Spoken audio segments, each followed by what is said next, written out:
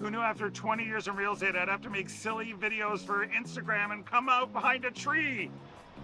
Stu, we need to do this stuff. Why can't I just door knock into open houses like I did in the old days? That doesn't work anymore. Okay, so it's because I'm sitting here behind a tree. Come use us for real estate.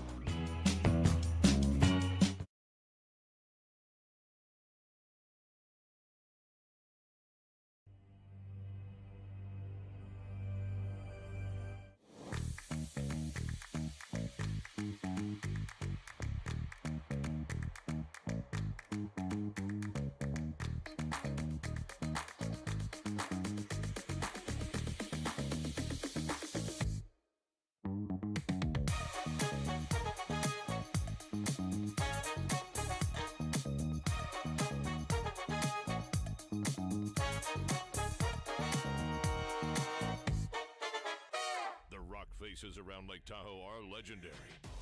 But this fall, new ones will emerge in the Tahoe Basin. Pullman, Mowat, Gushu, and more. November 4th through 9th, the Grand Slam of Curling's first ever event in the U.S. is coming to Lake Tahoe, where the greatest rock stars on earth unite for 6 days of incredible curling, celebrity appearances, and après curl parties you won't want to miss. Get your tickets at thegrandslamofcurling.com. Let's rock. Hey, curling fans, I'm standing here in front of Sheet Stew here at the High Park Club, and I just want to let you know that I'm so excited to sponsor the sport of curling, to help curling out. So you can go to stewcurls.com, see all my events, see the Stew Sell series, but you know what? I also sell real estate as well. So you need to buy a house, list a house, condo, rental, business. Good day, everyone, and welcome to the Stu Sells Toronto here on Curling Stadium. My name is Jim Nix. I'm with Sean Joyce. Connor Sims working production for us, and we're excited to be bringing you this early round action in this event here in Toronto. So, Sean, you've got a couple of women's teams. You were just saying you're just kind of getting here from work, so I don't know how far up to date you are on who's even playing right now, but so far I can tell you that Fujisawa's got one game under her belt. She's 0-1. Losing earlier to Kang of Korea. And Artichuk from Waterloo is playing her first one in this event.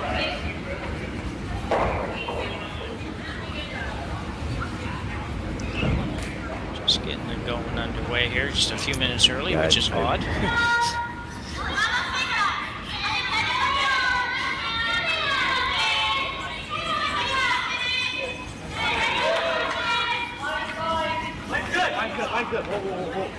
Saw a lot of Fujisawa for a couple of years, a little bit less of late, it seems.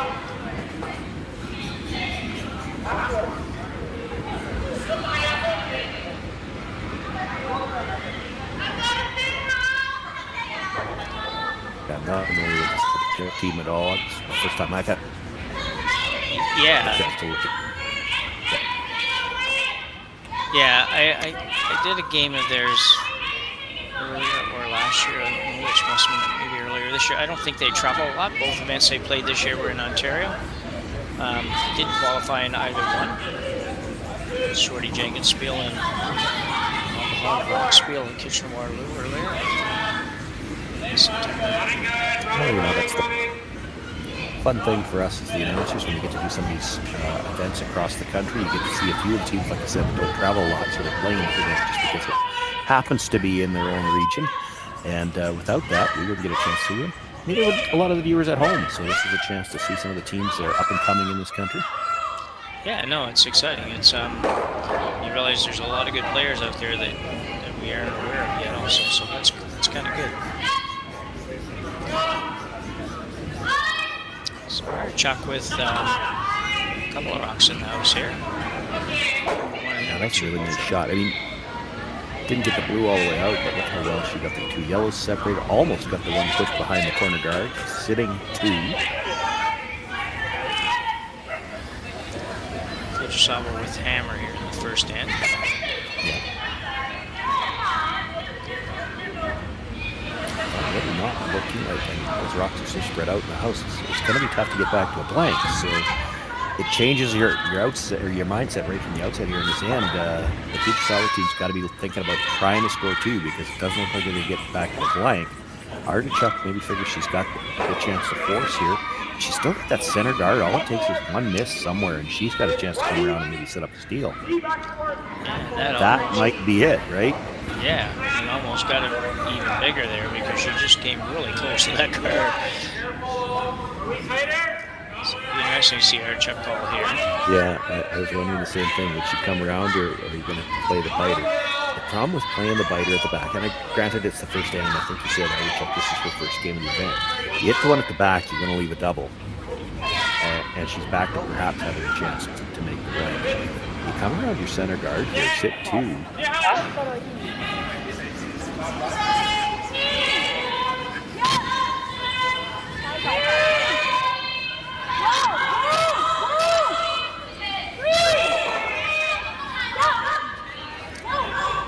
Just get the nose hit. Yeah.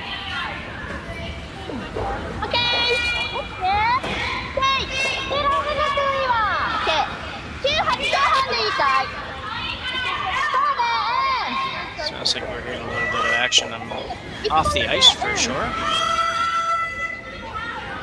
There's a mic. Yeah, it's just ambient mics out there. It does pick up some stuff. It's always interesting, I think, during the event like this. It's hard because all the sheets are going, but when you get down to the playoffs, those mics on the ice, I think they pick up some of the conversations. Yeah, exactly. Yeah. Thought she had the double and the roll. Rolled just a little too far. Yeah, that could have been really good for Fujisawa. Artichuk now with more or less open hit, just to sit 2 again. Try to get the force here in the first end. Good top 4. I was 15-4. So getting quicker. It's that kind of situation where you get the rolling and you really need to make it a perfect rolling. Because again, if Fujisawa thinks she's going to be forced, and you're only halfway around, so it's a little bit of a stagger, she could just loop one around everything and try to get 2 here. Yeah, just about got the roll. That's probably better than getting a half roll, though. Because if Fujisawa tried to come around now, you can see enough of that yellow that they're noted on everything that's behind it.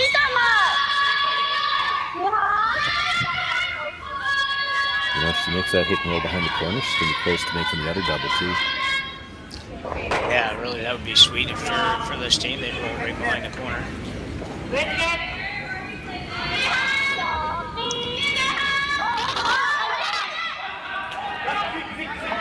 So he's got to bend a bunch.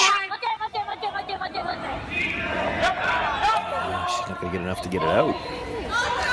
Yeah, big miss there by Yoshida.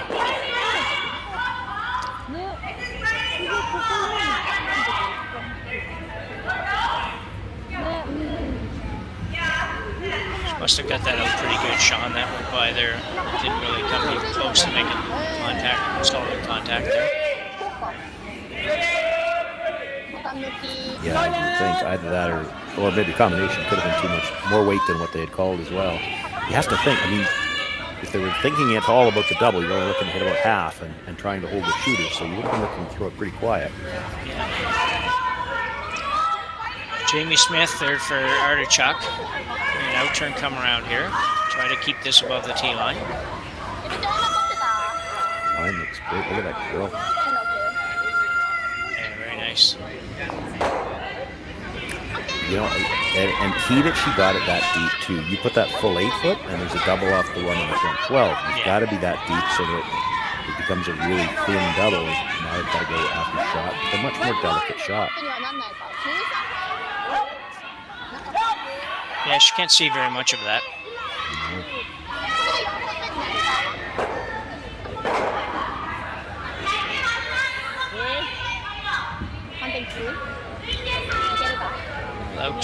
Little outturn hit was probably just a hack weight shot.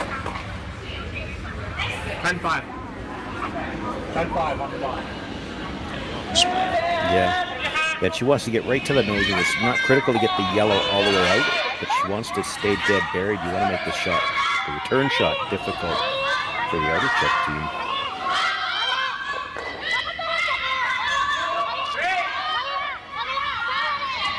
Working hard to get this one to curl as well.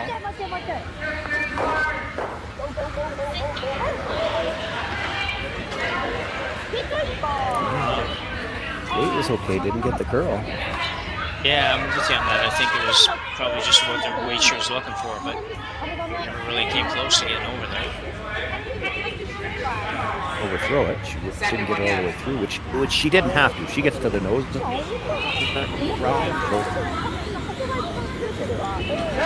Now it's a chance for Artichuk to make the hit and roll back to the exact same spot. Same spot, yeah. She hit 4 and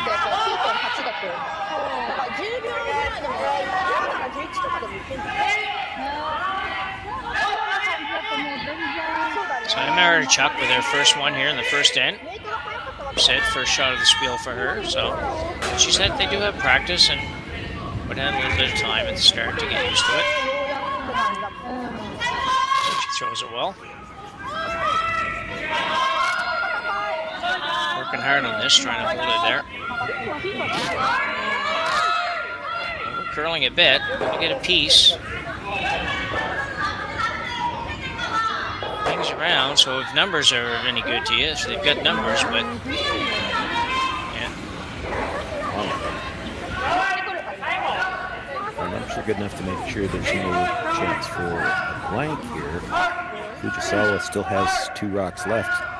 Going to have to go for the proverbial skip's deuce here. Yeah.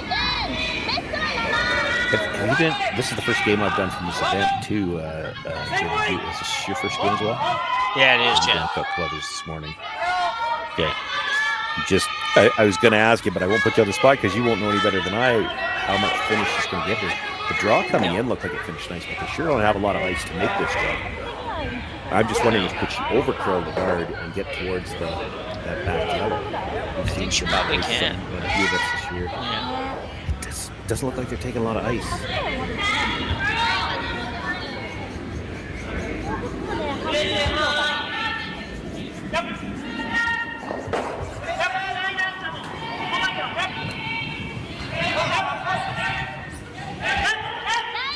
Fujisawa.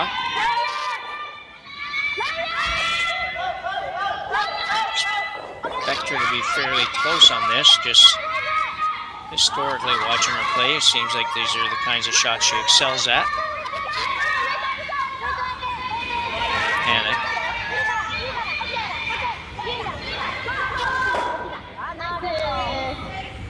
That's really good. Yeah, I think that's not bad for the first shot of the game. And the other team sitting 4, they weren't necessarily in great position, but they were still 4. So, yep. Yeah. A bit of short run back here Emma's looking at. Yeah, and it's kind of forced her to at least make a choice. And this is a more delicate shot. She's running yellow onto the blue. It's a little thin, goes over the top. It's going to jam on the yellow at the back of the 4 foot. By the same token, she can't really play the out-turn draw to the corner. I mean, she could. If she makes it, she's sitting shot off. That's a really tough shot. So, really, that's about as well as Fujisawa could do. Flip the script and at least make your opponent look at a tough shot. If she makes this, she's going to have to open up a little bit more room for her. Albeit on the other turn. She just threw the out turns. She'll throw it again.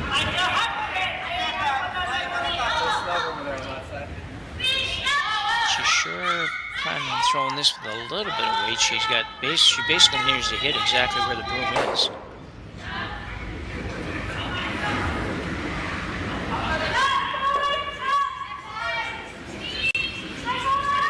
On the brush immediately.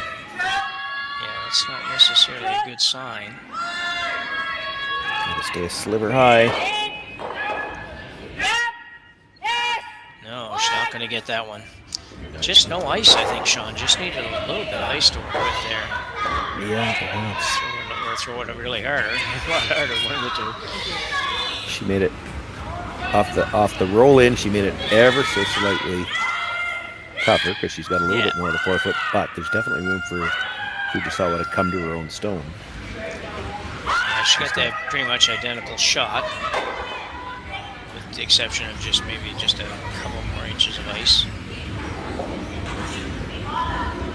So So a draw for 2 here in the first end for Fujisawa. Kind of came out of nowhere. A real skips deuce if she makes it.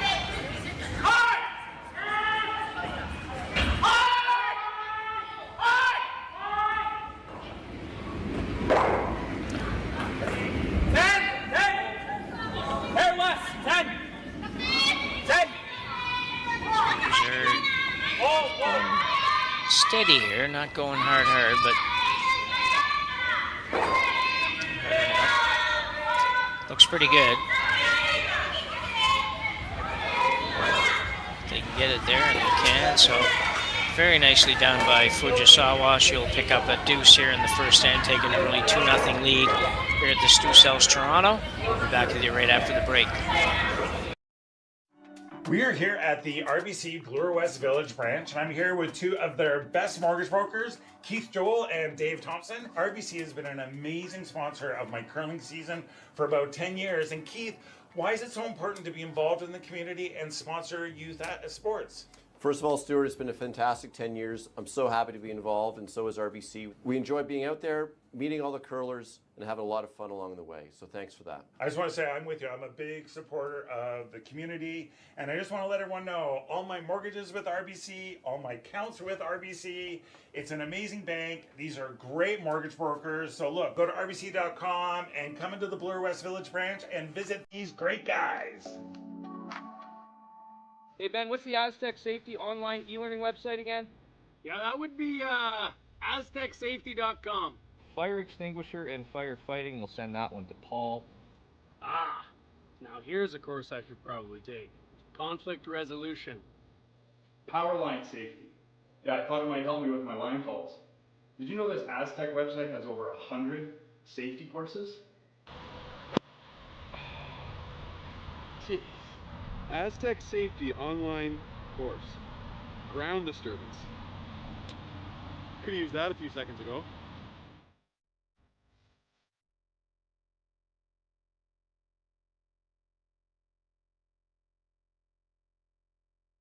Live curling rocks. And this November, the best in the world are coming to Tahoe. Get your seats now at gsoctickets.com. But hurry, early bird pricing ends soon. Hey, all you curling fans sitting at home watching the Stu Sells Toronto Tankard here at StuCurls.com. Look, High Park's just down the road. We're here in the Junction.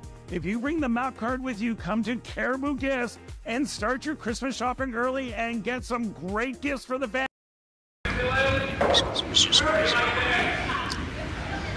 Welcome back to end number 2 here at Stu Sells Toronto. Happy to be bringing you this Bonspiel on Curling Stadium.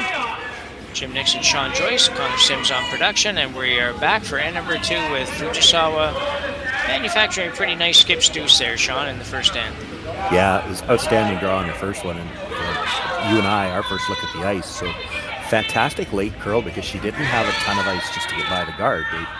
It looked like if this is ice that curls a lot, you should crash. Well, she gets by the guard easy enough, and then curls out the other side to get almost frozen in that stone at the back. So overall total, there's 3.5, 4 feet of curl, and most of it is late. Like there's really late finish, which just, that's always a treat for the viewers, for the announcers. There's so many more shots that can be made when it moves that hard late. Yeah, absolutely. It's just good for everybody all around, for sure. Well, and your weight's got to be perfect too, because if your rocks, typically on ice like that or conditions like that, it's because the rocks have been conditioned, and so they'll curl as they start to slow down. Well, if you're 10 feet heavy, they won't slow down in the same spot. You don't get the curl you want. So it changes everything. It's not just what it does for the draw weights, but all those finesse shots. You see so many of them. You saw a couple of them in the first end, a couple of little half weighted. New weight really has to be what was called, because otherwise you miss by a lot at the other end. It can look foolish, but it's just because the weight has to match the boom you put down. So good setup so far here for Fujisawa early in the second end. So we had second or lead stone second rock for Artichuk. It is Lauren Majala, I believe it is. I think so. Intern coming in, trying to play a little freeze.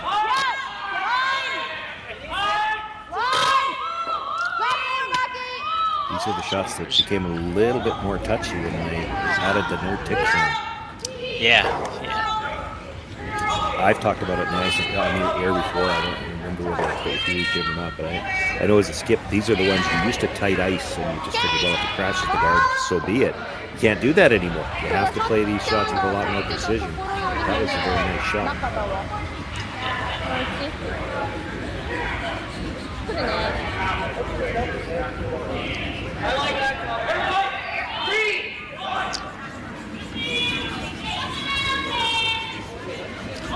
The upturn freeze now for Fujisawa. One thing about it, no shortage of walks in play early in this game. That's good to see.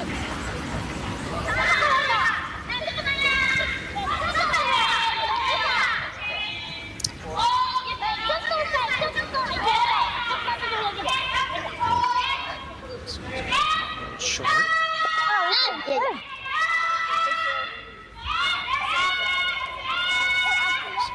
Artichuk says that's enough of that. Let's try to open this up. She's got a nice little corner there. She can put another one behind that. She'll have a pretty good setup here for the part of the second end at the High Park Club in Toronto.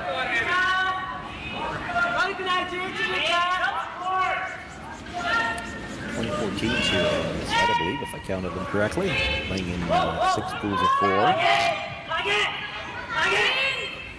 Yeah. You're right, Sean. I looked at that earlier too, and I was. It doesn't seem like that's normally what happens. Usually, if you have 24 teams, you have 4 pools of 6, and this is 6 pools of 4 is interesting. Haven't made it far enough to look at playoffs and all that yet, but we'll get to that.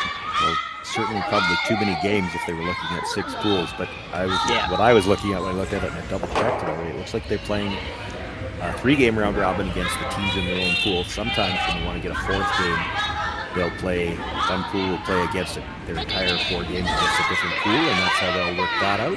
So, with 3 games, somebody's going to be able to afford 1 loss, but there's a possibility somebody could go home with 1 loss just based on the time of the draw to the button tiebreaker. So it really becomes very important. Every game is so important. Undefeated, you're through to the playoffs. 1 loss, you might not be. Well, exactly, yeah, that becomes so important, and the draw to the button becomes so important. But it's interesting because there certainly was a time when, the possibility of being eliminated at 3-1 would have kind of upset a lot of people. Still might a little bit, but it would upset a lot of people because that's tough. It'd be 2-1 here. 2-1, yeah. Sorry, yeah. 3 games, yeah. Yeah, that's a pretty short event. But in 6 pools, when you're playing everybody in your own pool, that's probably going to happen. Yeah. Statistically, and I'd have to look it up myself, but statistically, out of 6 pools, probably 4 of them you're going to end up with somebody through at 3-0. Yeah. 2 of them you're going to end up with teams tied at 2-1 at the top of the pool. And even in those 3-0 ones, there's going to be a few more 2-1 teams. So, yeah, it really, all these small round robin events, they do make that draw to the button. It's way more important than just the hammer that game, which is why you see teams spend so much time practicing that shot. Yeah. That's why they won't throw anything else in the 3-game practice session too. That shot is hugely important. Good draw to the button is like having another win on your record. Well, yeah, exactly, yeah.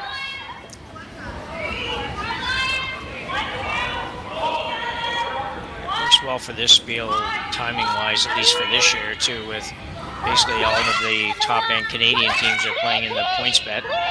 And so it opens up the field, and you've got a lot of there's 11 Canadian teams in this field, so there's what 13 non-Canadian teams. So that's a lot of teams from outside the country to be at a bonus field that you might get eliminated at 2-1 for sure.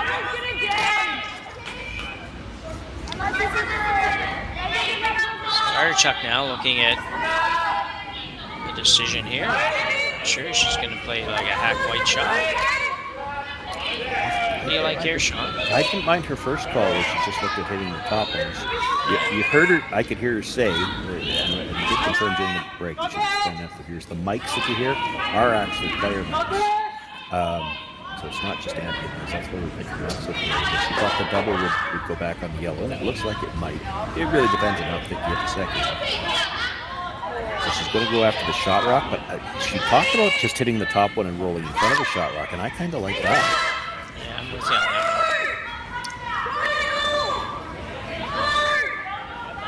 one. Working really hard on this.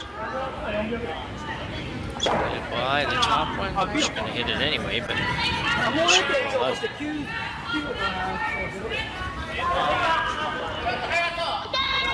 So Fujisawa now will go back, play a little bit of defense here and hit this back one. In the game, 2-0 lead.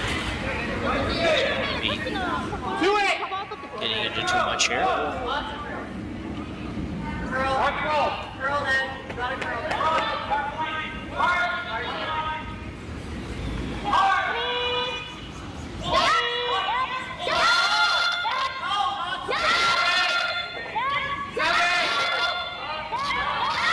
Missed.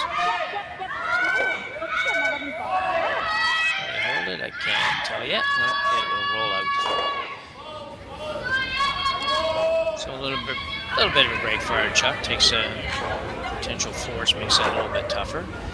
Sean, I'm just watching that shot on that inside-out shot, and I don't know if I'm right here or not, but it seems like in the last year or year and a half, that more teams are playing that inside-out shot than used to be. We seem to always play all outside in. And yeah, I think it goes back. I think it goes back further than that, Jim. And I think I had a second that was played for me for a couple of years that he was much younger than I was. I was towards the end of my career. He was getting started, but he was more comfortable playing the shot from the inside out. And where it came from, we had a chance to talk about this. And, you know, like you said, you and I, when in our days, we played from the outside in, where you were worried about making the roll to the boards and getting everything out of play. But so much of the play nowadays, since the free guard zone, usually you throw that first one into the rings, then you see the corner guards go up. And when you're peeling the corner guards now, there's usually one in the house. So you can't peel from the outside and roll to the boards. You have to peel from the center line and make the long roll all the way across. So they play that shot so much more commonly now that a lot of the younger players are just much more comfortable playing it from the inside out because they play it more commonly. We used to always play the outside in because we wanted the shorter roll to the boards. They're playing the inside out because they can't afford to jam on the one in the rings. And you could make it both ways, but you know, it's whichever one you play a lot, you start to become very comfortable with it, and you see that creep into the other shots. Yeah, I've noticed that before myself too. It's interesting that so many more teams on the younger side, they've never played anything but free guards though.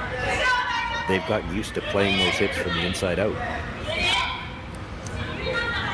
So it looks like Artichuk here is going to ignore the one at the back. At first I thought she might be drawing to the one at the back, but she's actually, I think, going to go around the corner guard. She's going around. I actually thought she might even have played this when the rock was still on the button. You could have, because Fujisawa is not likely going to ignore a rock in the range and throw a guard on the rock in the button. And even if she does, you see so much curl, you might be able to get to it. Chance to get two. Yeah, and that's an interesting point, because a lot of people look at that sometimes when the team says, well, I'm going to ignore that one, and people are like, well, how can you do that? You can't leave that there. Geez, she's just going to guard it and you're not going to get it out. But, these teams are playing the scoreboard a lot, and they're not going to take a chance of giving up a three, so they opt on a different shot than your club curler might play. Well, and again, it goes back to what we just talked about. We come from a different generation. In a lot of cases, the Rocks just didn't have this amount of finish. Yeah. Nowadays, it's actually very difficult to guard a rock in the house so well that you can't get to it with either turn, with one guard. So you can afford to ignore a stone, try to get around. She didn't get perfectly undercover, but she had to be shot rock. That was key. Yeah, it was still very good shot. She couldn't go too much further over. She wouldn't have been shot, like you say. She had to be shot. So yeah, if she's not shot, Fujisawa just draws in and can get the boards. Yeah. So Fujisawa looking out. They just indicated it, so that's good. So I'm pretty sure she said just tap this back 2 feet and we'll be good. So 2.5 feet maybe.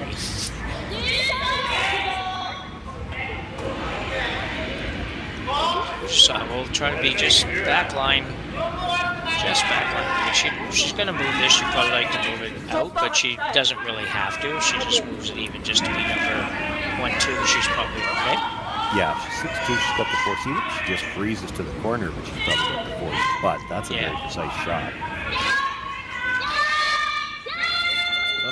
Looked tight to me even. I haven't got a great angle at it. So. And soft, I thought. It was curling right out of her hand.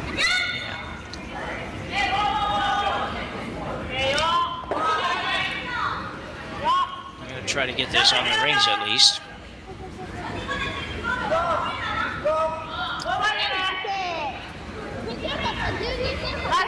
Fujisawa won't be very happy with that. That just wasn't a good throw for her. Never really had a chance. She was obviously throwing enough weight to move it. She didn't need to really be much more in draw weight if she had got it out there. She doesn't ever quite get out to the room. So Artichuk now with a chance to sit 2 and set up a deuce. From the outside in this time, I heard her ask the rushers if they thought the same. It's funny, it looks like the same draw, but it's a completely different path of the ice. When you're coming from the outside in, it's not going to touch much of the same ice that you just threw down. Yeah, and viewers might think, well, geez, they get practice, and they do. And this one's probably a line that they would have in practice, but sometimes they don't. So it's not always the same. The practice just goes down that same path all the time. Yeah, it gets heated up down that path in practice. I am so sorry. Looks like it'll be okay. Want to even these up so there's no double. No, it's last rock, so I wouldn't. Oh, last rock? Yeah, that's even better. Yeah. You like to put it on the button though. That's the skipper always likes to know they got that weight in their back pocket. She's got it. That's right. She needs later. Yeah. So a deuce for Artichuk here in end number 2, and we'll go to break with a 2-2 tie here at the Stu Cells Toronto. Who knew after 20 years in real estate I'd have to make silly videos for Instagram and come out behind a tree? Stu, we need to do this stuff. Why can't I just door knock into open houses like I did in the old days?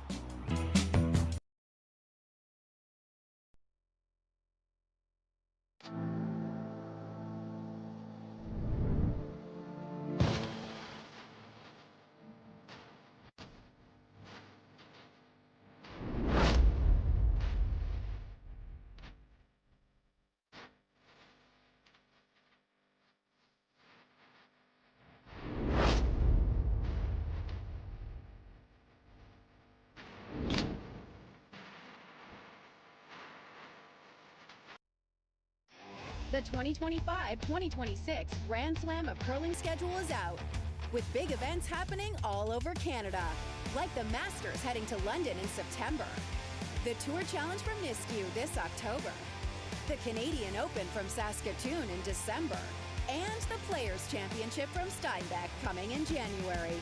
Early bird weekend and full event passes on sale now at gsoctickets.com. Let's rock!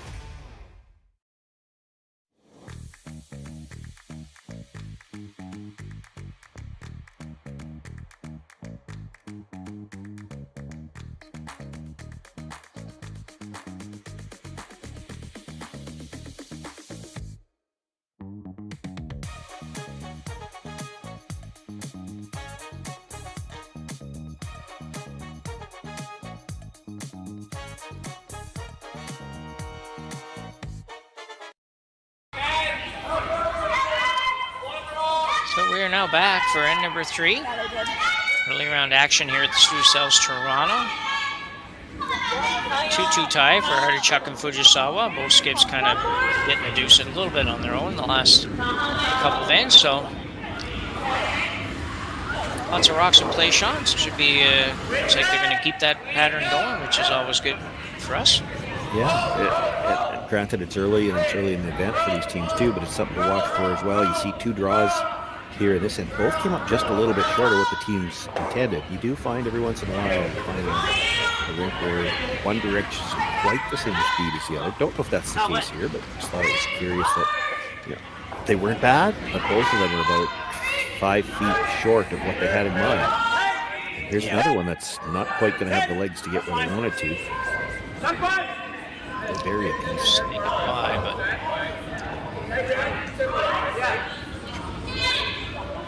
so Fujisawa now will play the intern, come around. Lots of ice on this shot.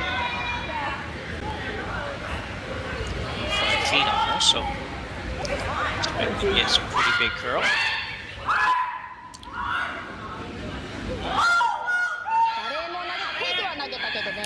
We always have to assume that they're throwing in the order that we've got them on the roster. So Yurika Yoshida is the lead. Yumi Suzuki is the second. Shinami Yoshida is the third.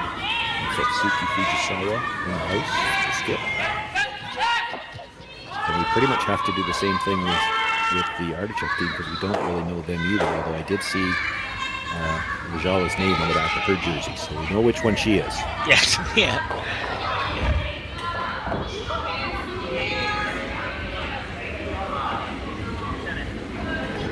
It's the fourth stone this end that's been lighter than what they'd like. Yeah, it's odd. It makes me wonder.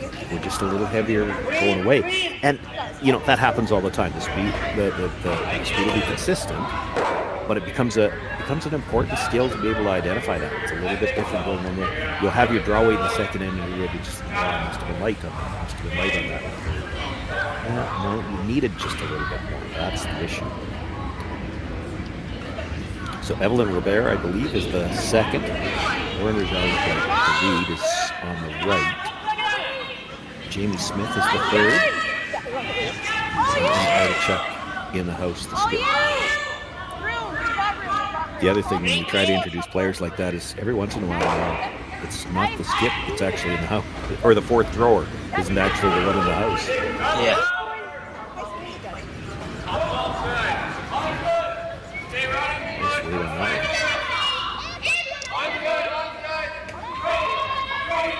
This is going to be an interesting call there.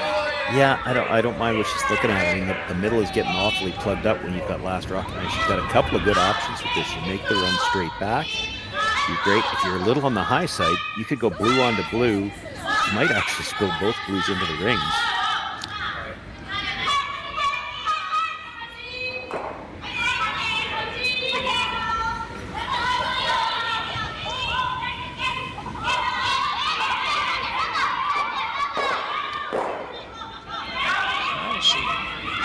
Close to getting what you were saying. She got one of them in the rings. There's a biter. Yeah. She does also stay in front of the shot stone, though. Shooter's kind of in a way. You could see a sliver of that yellow, but you'd have to throw a bullet to make that board. Yeah, so she's going to hit this outside one. This is an push it off. Yeah, this is an ultra defensive call.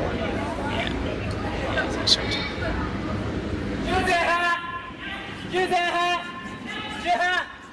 Especially, I think, given that you just saw what Fujisawa played, so if you said, well, we can have a couple other options here, she's probably going to chase things in the front, so I don't know if this is going to do you a lot of good, this shot.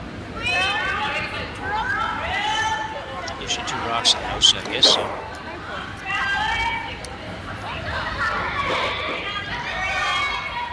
Looks like a very makeable raise here. Base takeout. Yeah, it does. And I. She might not be playing that. She might pull right through. No, I think she's playing the raise, but quieter. Okay. Thought I saw her indicate like back 8 foot. So try to get just a sliver inside the nose, tap onto the yellow, move it back a little bit. Well, unless she thinks she can get far enough across the face. Here's a thought for you, Jim, and it's a great shot if you could make it. Could you get across the face enough to split the blue into the rings, just get 2 rocks into the rings? I don't think you can make it from the broom side. I think the corner guard's in the way, but could you cross it enough to get split? She got to get by this guard first. And she rolls over in front of it. That's worse. Now it's double guarded. Well. Yeah, that's a little mini disaster, that one, I think. This is fully buried.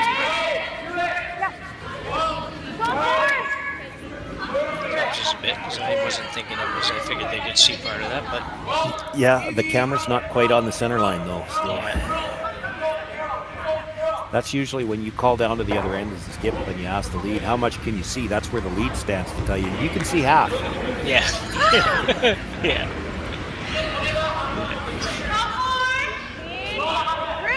Yeah, from my sweeping position, I can see a lot. Yeah. So an out-turn come around here for Team Artichuk. It's be Jamie Smith's first here in the third end. Have to go on this.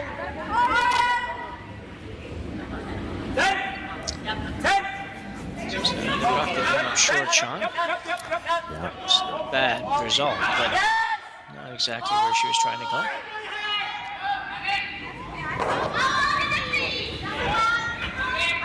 Fujisawa needs to get more than one rock here.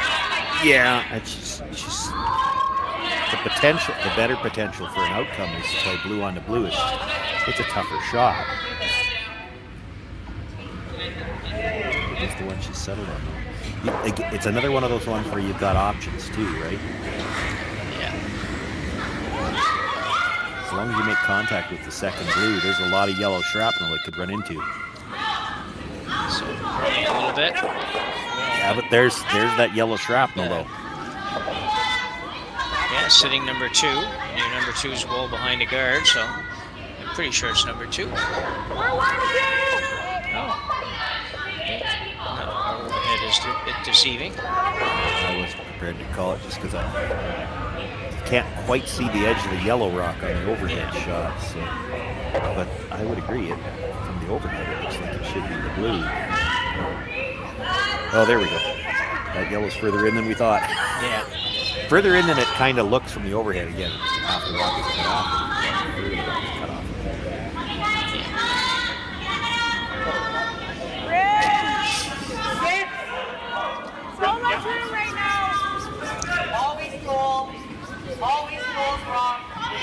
Artichuk trying to guard this one out.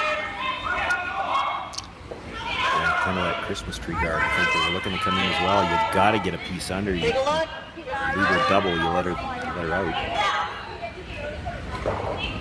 She probably got away with it. Maybe just. Yeah.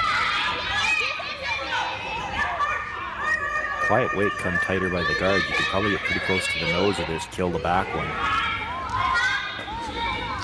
Yeah, I would agree with that one for sure. I figure that she's probably not getting both of them moving enough, probably not getting shot rock, but you can really improve it a lot here by getting to the 3/4 nose. 3/4 nose would be pretty good right now. Yeah. You're shooting at those where they can't really get it out. Then they'd have to throw, straight guard for your life kind of thing.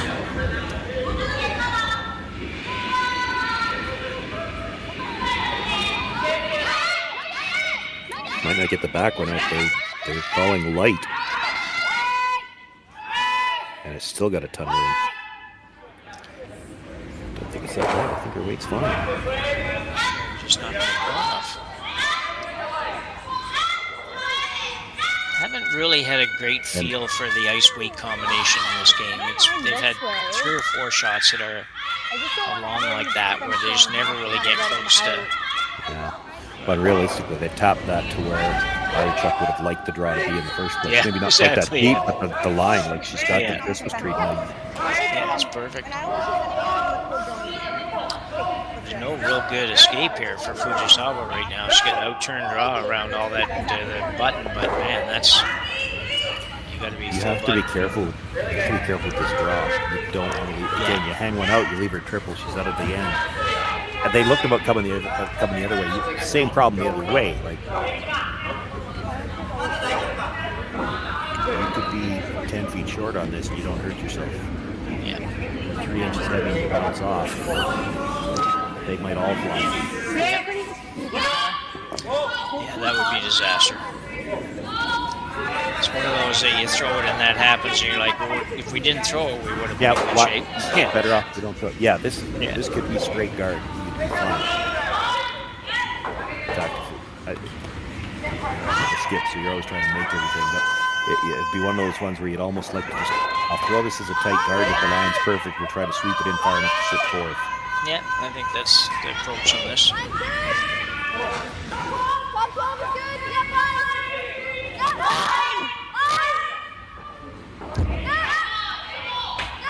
Pretty happy with the way it looks right now. Not going to be heavy.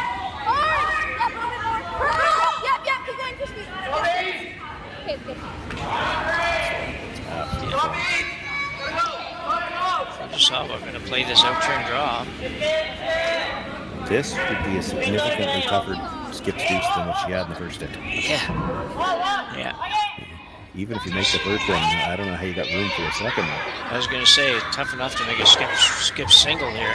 Yeah. But you know what? She has to make it on this shot. If you don't make it on this shot, they throw the same shot with the other turn, you won't be able to get to the button for the last one. I don't know how you give up anything other than steal 2, in fact. I don't see any way to even cut it down. Yeah, it's really tough, I think. It's you could be fighting the forefoot here, and she could still just throw a guard, and there might be nothing you could do. Yeah. This has to have overhead. What do you say? 3/4 of the button, 3/4 of the rock in the button to be shot rock. And if you're not shot rock, you might not have a shot with your basket.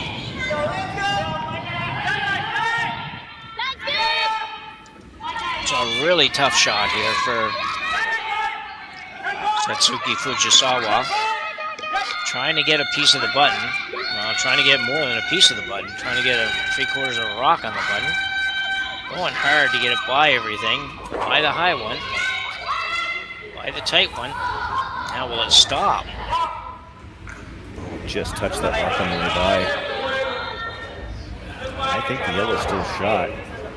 And here's the thing, if you get down to the face of it, tap it back 3 inches, now we could be looking at steal 3 that I don't think she can do anything about. Yeah. That was so close to being a great shot. Like they had to go to get by everything, right? And it's still, I don't have a replay. Well, I've got a cheat replay because I've got the YouTube feed, but it just rubbed that stone at the top of the forefoot. And, you know, if it doesn't rub it, though, it might have slid too far anyway. Yeah, no, I think it did. It probably was going to go. Well, it wasn't going to go any less than that. That's for sure. Nope, for sure. But it might have been far enough back here already, too, which doesn't matter. I mean, she played this shot anyway. It ended up as bad a spot as it could for Fujisawa. Like I said, she comes down to the face of this. I don't know how you move any of the yellows, and there won't be any place left to draw. So Emma Artichuk now, her final rock here in the third end. Really nice shape right now.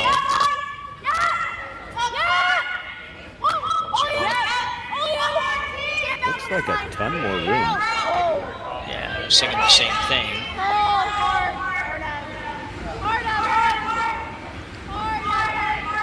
I think a little panic on the sweep ball there is going to probably improve the situation for Fujisawa a little bit. Boy, she could almost make a shot for 2 here. If you could throw hack at it, come off the inside of it, you don't have to move that second yellow very far. Now, it's risky, because if you don't get to the inside, it's probably back to being 3. But I think you got to take a run. Basically, she throws the exact same shot she just threw. Should be fine. Well, for one. I'm looking at do you take a shot for 2, in which case you got to have, at the very least, back line, because you got to hit about a third of that first one, you think? Looks like it from the overhead. Yeah. And still come across and move and nudge the second one, so you're going to lose some speed. Yeah. Back line probably does it. He needs to move a couple of inches. Yeah, it doesn't have to go very far, but... If you're backline out of your hand, you can always sweep it for a little extra weight once you got the line. Yeah, I think really third stone for Artichuk there. I think Jamie she just panicked a little bit on that shot. It wasn't really. Yeah, I can't tell who called the sweep on, but somebody was calling hard line early, and to me it always looked like it had way more room than Fujisawa had. Well, yeah, exactly. You gotta. I don't know what she was thinking on it, but anyway. Fujisawa now, kind of come by, trying to get this one to curl a little bit. going to be close. Be really close. That's didn't quite get the deuce, I don't think, but a great shot. Didn't have to wait for a chance at 2, but got her single. Yeah, it would have been really tough for her to convince herself to throw more. They're thinking about measuring this. No getting a stick in there. There's no getting a stick in there. I'd be surprised if you couldn't get a stick in there. Yeah. 4 rocks biting the button and somebody's going to score 1, looks like. So. Yeah. Hang on for the measure here.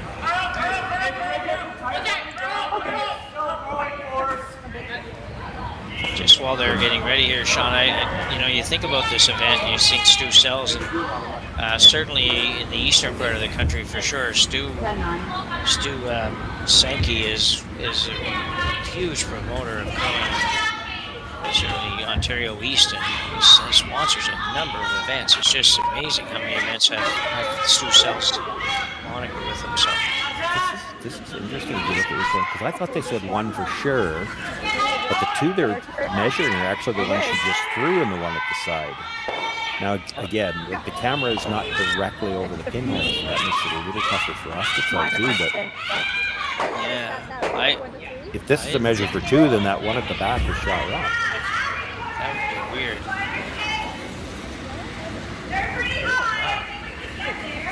Well, that's it. I never even considered that would be shot rock. Well, when we got this camera view, that yellow did look closer than the blue, which from the overhead, it didn't look close. But yeah. So it looks like a steal of 1 now for Emma Artichuk. And she will take a 3-2 lead after 3 ends here when we come back after the break.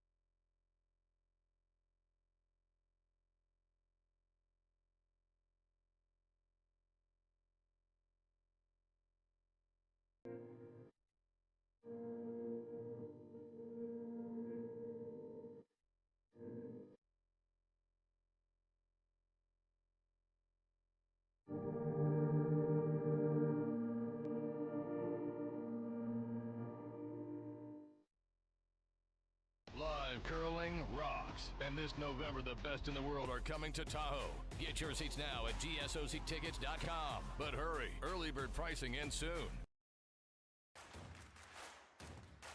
Imagine being able to stream every curling game from every sheet from any event, be it your Wednesday league game, bonspiel, or corporate event. Curling Stadium offers an all-inclusive streaming solution featuring high-quality cameras, ease of use, great reliability, and minimal installation. Offering your sponsors customizable ad space on your streamed curling games and being able to sell video packages to your corporate events for increased revenue. With Curling Stadium, you can stream to any device, be it your mobile phone, tablet, or computer. Push the feed to your desired platform, be it Facebook, YouTube, or any other social media. Curling Stadium is simply the way forward. Where it's commonplace in other sports to televise every game, we want to do the same. Curling is a global sport, and it's time it gets the coverage it needs. Make your curling club the next Curling Stadium.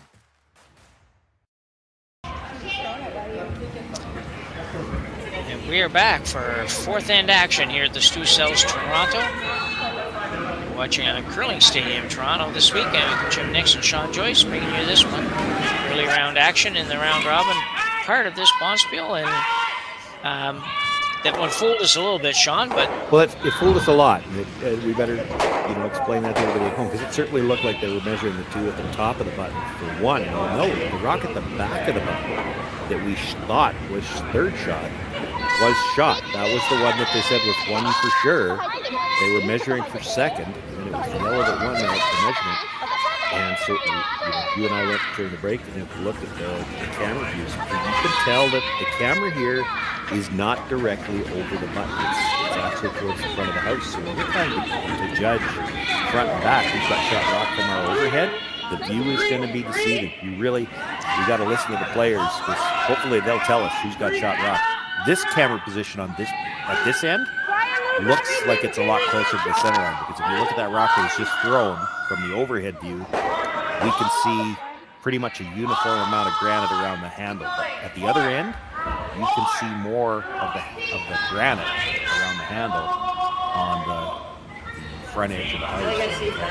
So that camera, it's just the nature of what you have to do. These buildings, I've been through before, they're scouting and looking at cameras, is that you have to have something to mount them to, and sometimes it's not quite as close to the pinhole as you'd like it to be.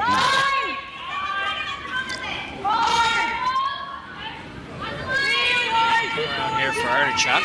Girls are working hard to make this one. Quite get that. It's just a little bit late today. It might just be. This might be just a half second slower than they're used to.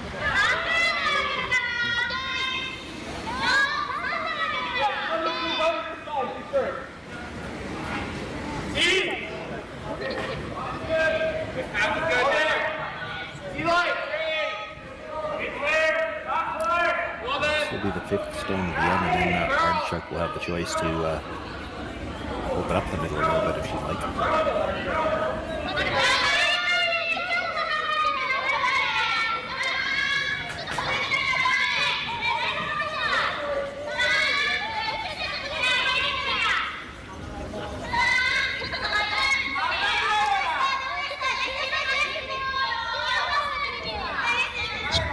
Just in front.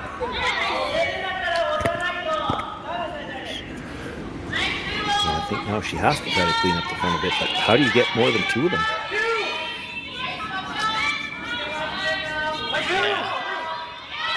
If you just click that one, that's fine.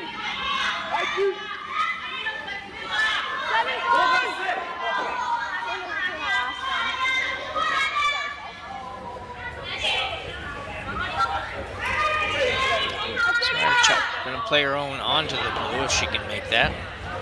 Might put the blue one in a bad place if she does, but Yeah, that would be my thought. Like the other double is certainly looks easier without any. Like she could very easily make yellow on a blue and kill her yellow on the rim. Which great if she makes contact with the shot stone, but that would be tough.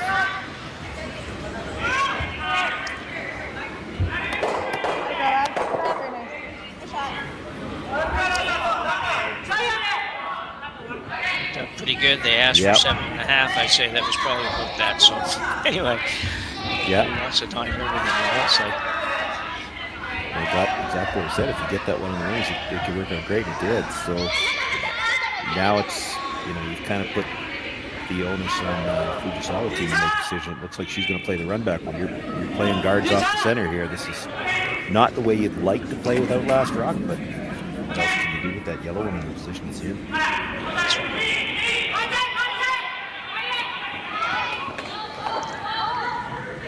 They're straight back, double raise takeout or double run back, whatever way you like to word it. She's going to get all the blue. Oh, she didn't get all the blue ones, but easier. Set up a nice corner guard for Artichuk, though.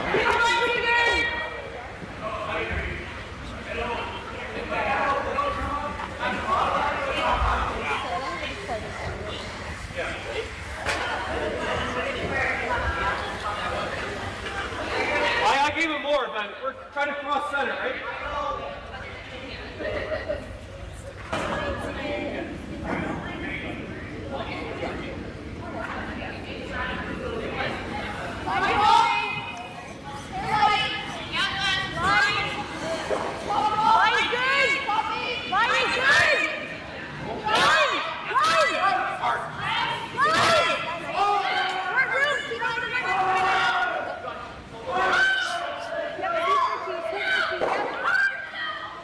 Looks pretty good. Nicely done.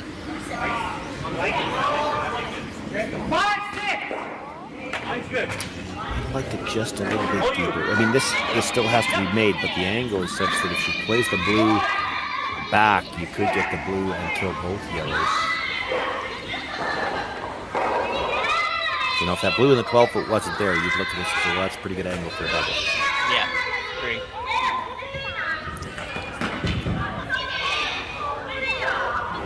So basically be attempting something like that, just a matter of whether or not they can throw it hard enough to move that many rocks, but... Yeah, it doesn't necessarily have to get center either, just get over towards it, that's great.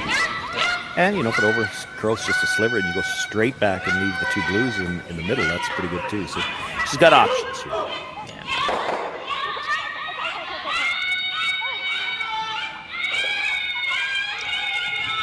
She kind of got caught in between, and they didn't want to over-roll that, so nobody swept the roll at all. It goes over a couple more inches. I mean, it's tough now, but it's makeable. You roll that two more inches, I don't know if she could get it out. I don't think she could, not without playing the run back.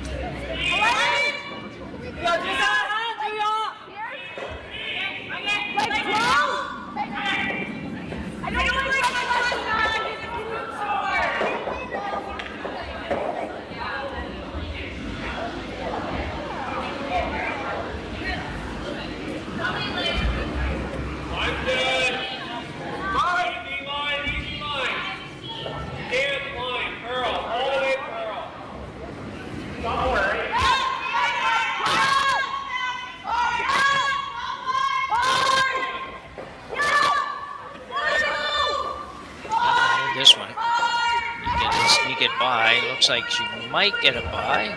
No such luck. Hold on would be good.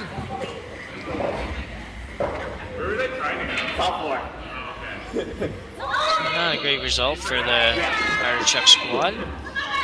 Gives Fujisawa a chance to hit 3 here. Yeah, still not certainly in a great position to steal, but you certainly could get a force. I don't think there's much she could do with this roll to make it any tougher.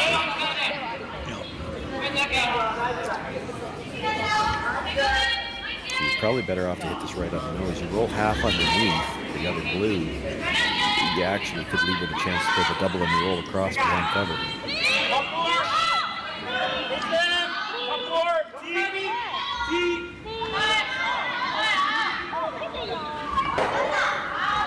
That's really good. She could play the double now, but if she does, she's got to stay in the open. She's looking at hitting the shot stand rolling in front of the other blue. That's not a bad option, is it? Even if you overroll it slightly and you're not shot rock, still, how does Fujisawa get rid of it?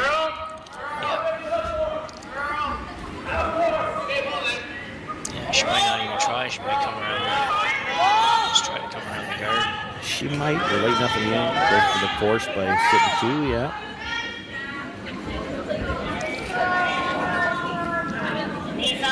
This one's going to come up a long way yet. It's not going to hit the rock they were playing.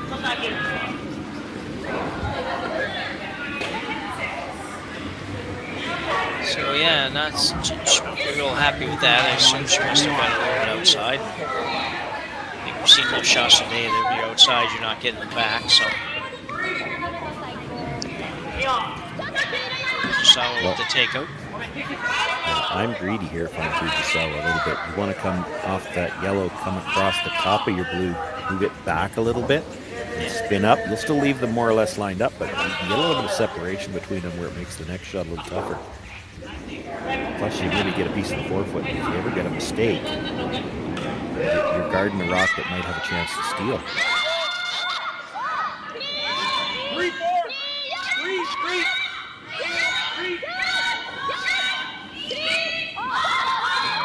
Pretty hard. See if they can get a little bit of inside flop. Not. They're heading the direction you wanted to go there, Sean. Just didn't quite get there. Artichuk's got a choice to make, though. Are you playing the double, in which case you're going to get forced, or do you play the hit and roll in behind the 2 corners, and you might still have a chance for 2. You could just straight draw there, too. Yeah. I know, because if you look at the back line, looks like she's playing the roll. I don't know. I I don't have any issue with this shot. I think if I'm going to play this, I might be inclined to just play the straight draw. You know, you're eliminating one rock, but well, you're creating more room too. Yeah, I know what you mean. I was thinking the same thing. The problem is if you ever don't make the draw, she throws one basically with the R in park, and I'm not sure how you score. Yeah. I guess you'd have to go really wide around the out turn, which would be a guess. I don't think anybody's thrown a draw out that wide. Anyway, nothing wrong with this one either, so she'll see how she gets along here. Turn pretty solid, can wait. Mr. Curl.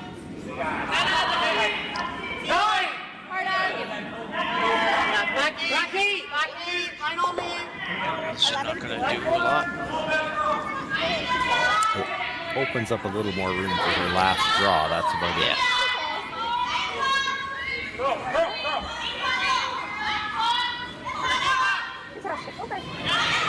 So Fujisawa now with a chance to come right around the center guard. Make this pretty tough on Artichuk. Yeah, that's certainly what she's going to look at. You got two choices. I wonder if they're going to look at the second one. You could come straight around, or again, come basically level with the, so line with the edge of the R, and about half an 8 foot like the other one, and she can't hit either one of them, be shot. She wouldn't have a draw path.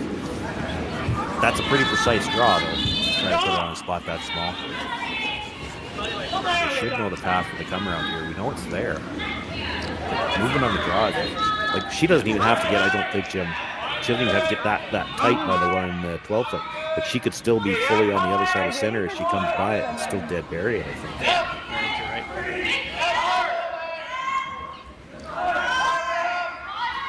So Satsuki Fujisawa. Looking to make things difficult on Artichuk here. Depending on where this is, but... Ooh, sweepers on this one really early and on it hard, so gotta believe she's a little bit on the light side.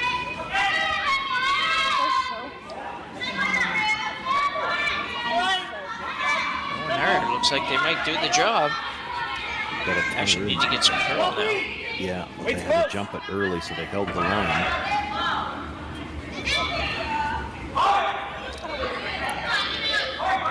How much did they leave? Just about all. You know, it's interesting. If that's a third to half buried, it becomes a real tough rock to remove, and you can't draw to beat it, so you got to throw the weight to move it. She's got enough here that it's probably going to feel pretty comfortable getting into the hacks. Yeah. You can see almost all of it. Yeah, the sweepers just got a little overexcited on that one with the weight. They had a little bit of wiggle room there if they had been able to get off that a little tiny bit sooner and just try to maybe carve it in there a little bit better. Yeah, Lead it just a little higher, but ideally you'd like just a little bit more weight out of your hand. Though. A shot like that, ideally, you'd like to throw it so that the sweepers can take it at the end, because then they can bury it. They did have to go a little bit early, just maybe not quite as early as they did, but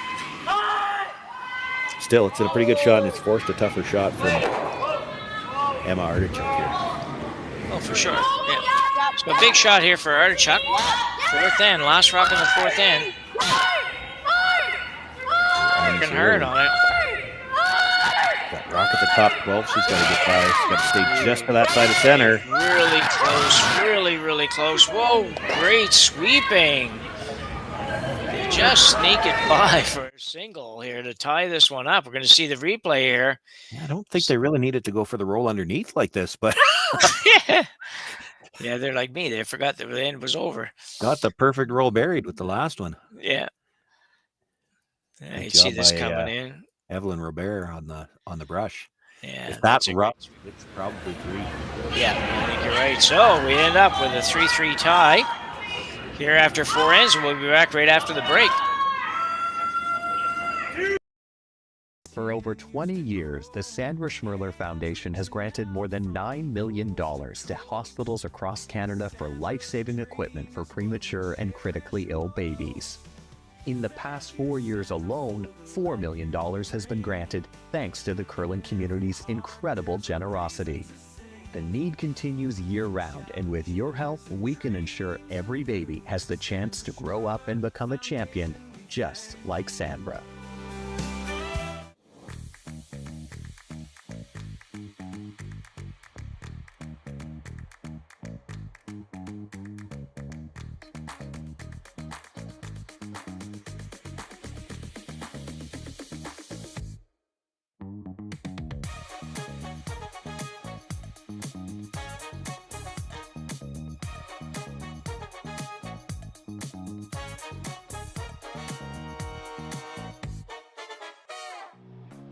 Who knew after 20 years of real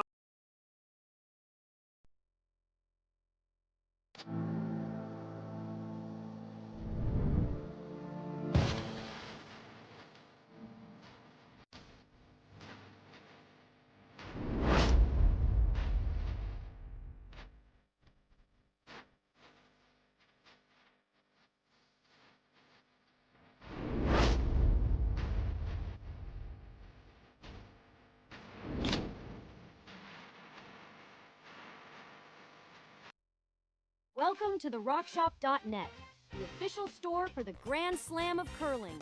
Whether you're looking for the best hats, stylish clothing, fun toys, or unique accessories, the Rock Shop has it all.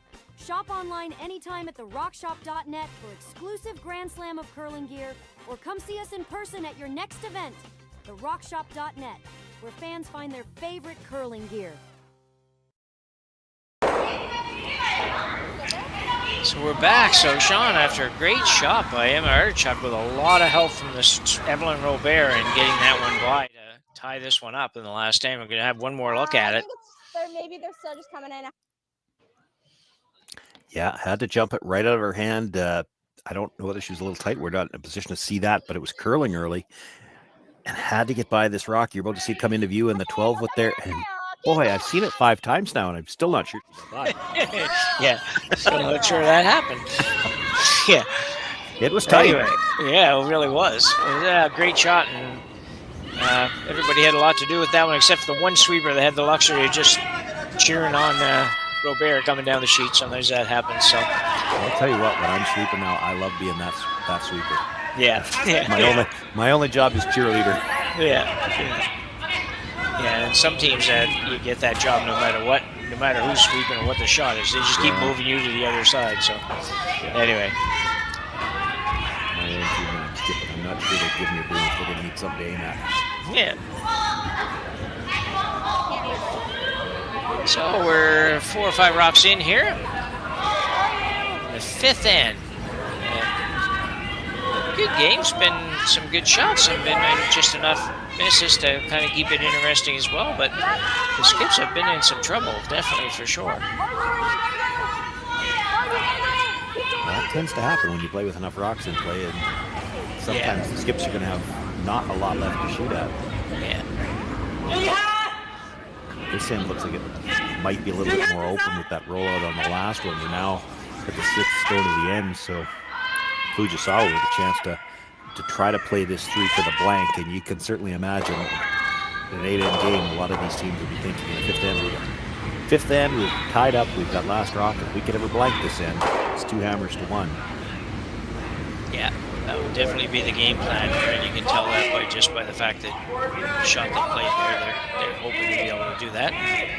Basically, you've got 5 takeouts to make it.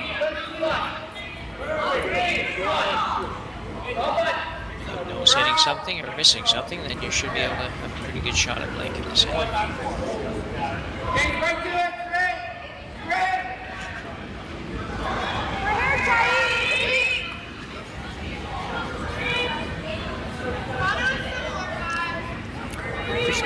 I'm just gonna be a stir the pot type of guy here, because I'm just thinking of this for the first time now. You never see it, but when you get into this game, and I'm sure you've been here talking to me in these games before, we see this all the time in the end like this, where a team is playing for the blank, it puts them in a great spot. If you're the other team, instead of throwing these guards on the center, I'm not saying I do it, but I'm just being a disturber. Would you ever think about throwing the corner guard and seeing if you could tempt them to come around? Well, it's interesting, Sean. I mean, you might give up 2, but... Yeah. Yeah, you might for sure, but we do see them sometimes in the last ends now when they're moving guards around without hammering tie games and things where they're like, well, we got to get a guard somewhere, so let's get one over here, and they throw it out into the 8-foot somewhere. So yeah, not exactly the same scenario, but same idea. She's she's playing for a blank right now. Why? There's. I'm thinking about it myself for the first time right now. If you're the team without last drop, you don't really want her to blank. Yeah. What if you throw it to the corner? Would she try to come around it? And if she did, could you chase and get a force that way? Yeah. Yeah. It's something to think about for sure. At least for us, because we're not on the ice. Yeah. We're not too worried. Is there any way you can give up 3 doing this? Well, I don't care. I'm just watching the game. Yeah.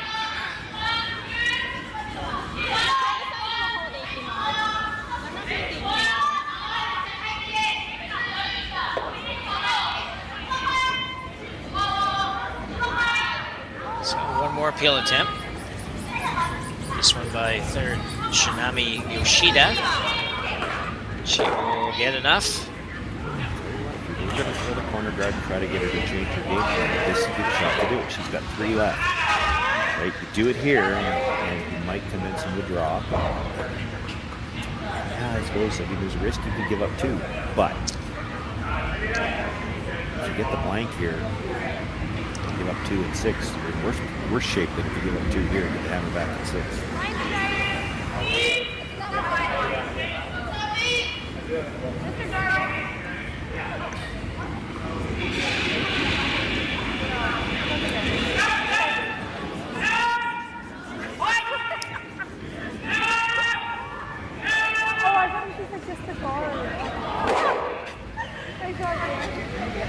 Not sure everybody was playing the same shot there. Well, you know what? I don't know either. I heard somebody at some point holler down just top 4 or something, and I didn't see Emma Artichuk. I didn't see her respond to that necessarily. So,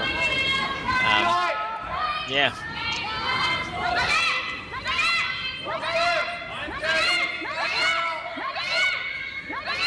They got to get this one to move. This has got to curl. Can they get enough to get it out? This is a sneaky way to get a force. Going hard. Skipper proving her worth.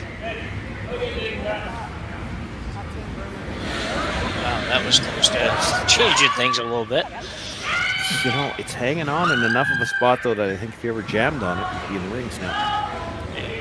You almost were Skip's first here. I think if you're ever thinking about getting that, you have to play it here. You go to the middle, Fujisawa hits on the nose, and you're trying to hit and roll to a perfect spot to do that. And maybe it's too far back. This is the end of the sheet where our camera view distorts a little bit. Maybe it's far enough back when you go for jab. It's hard to tell. Yeah. They didn't even take a look at playing over that direction. So maybe it's too far back.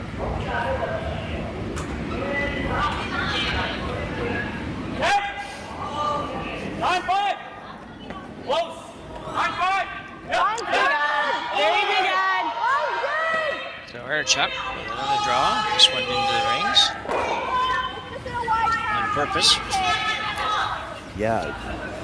Well, I'm just thinking, I'm not sure you want to swing into the rings either. I mean, if you want to force her, you throw a guard here. You throw this into the rings. She's going to try to hit more towards that corner one.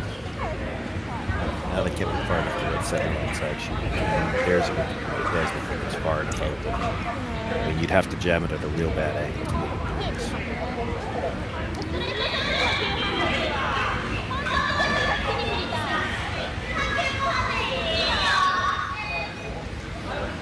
So looking for a little roll to the outside here.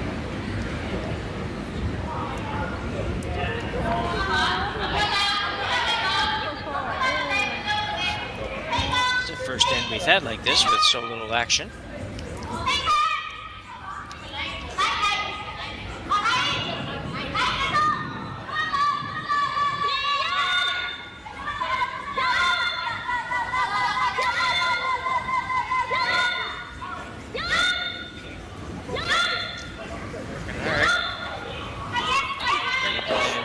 She will not hang around, so.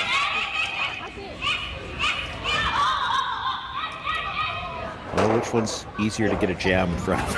Yeah. Yeah, I can't see the one on the left-hand side there yet, so. She's thinking. You got two ways to look at this, because now I'm looking at something different.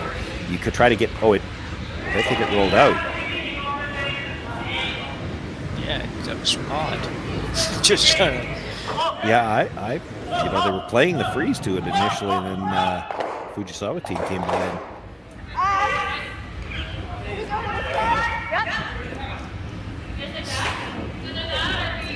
You can't really see the. I mean, there is a line in the ice, like the center line, but it's a thinner one, so it's really hard to see from the overhead camera where the divider line is. It's just really odd to see the three people that are wanted in not do anything with it. And the thrower comes down the sheet and kicks it off right on her way down. It just looked weird, but nobody seemed to roll their eyes at it or anything, so it must have been out. Artichuk will try to get it over there somewhere in the vicinity of that rock that's just off the back of the 12-foot. Help create a little bit of a possible jam. So it's got to slow down a little bit, I think. It's pretty quick. I don't know if they can get it out. They won't get it out, so it does a trick. They're probably not ever going to get a jam anyways. More about make somebody steer one the wrong way somewhere. So Fujisawa looking to blank for sure. Just trying to talk it over, see which way to go. The out turn. Biggest shot since the rollout on the fourth stone at the end. Yeah. Gave him a setup to go for this blank.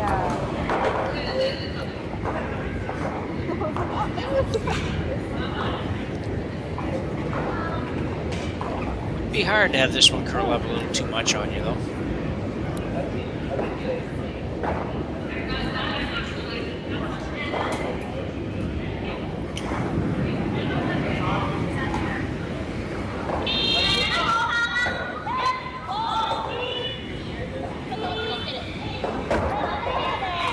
The Japanese look great, but that's how they clean, so. Yeah. They use a few more words. So good job by Team Fujisawa there. Nice way to play that in for them. Worked out really well for them, and we'll go to the sixth end, tied up at 3, with Fujisawa having hammer. We'll be back right after the break.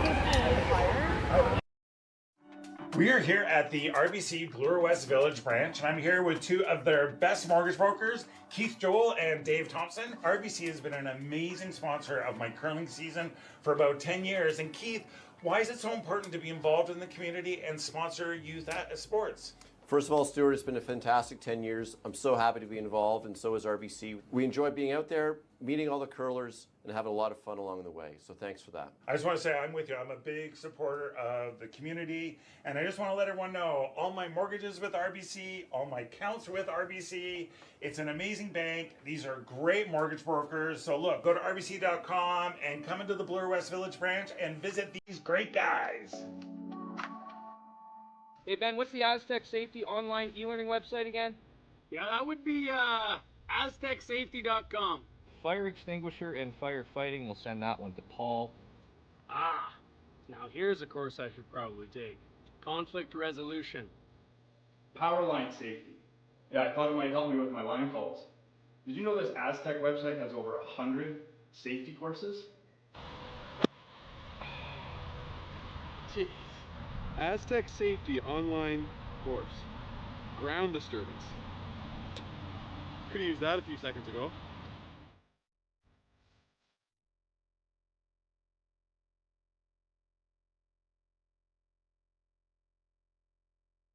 Live curling rocks. And this November, the best in the world are coming to Tahoe. Get your seats now at gsoctickets.com. But hurry, early bird pricing ends soon. Hey, all you curling fans sitting at home watching the Stu Sells Toronto Tankard here at StuCurls.com. Look, High Park's just down the road. We're here in the Junction. If you bring the map card with you, come to Caribou Gifts and start your Christmas shopping early and get some great gifts for the family. Well, back for end number 6, and I'm thinking, Sean, after blanking that end, we would expect to see Fujisawa get a little more aggressive at trying to manufacture a couple of points here in the 6th. It's just not a horrible end at enforced if you're going to get forced. Yeah, exactly. That's the whole reason she played for the blank as soon as the opportunity opened up. And to exactly to your point, she ignores the center guard here, throws the corner. Artichuk will look to come around the center, and then the really interesting call could be the next one. You could ignore the center again and come around your corner.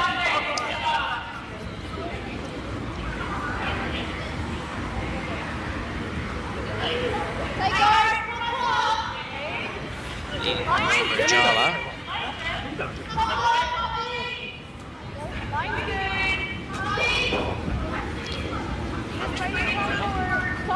Pretty good. It's going to grow a lot to be but it's starting to move pretty hard.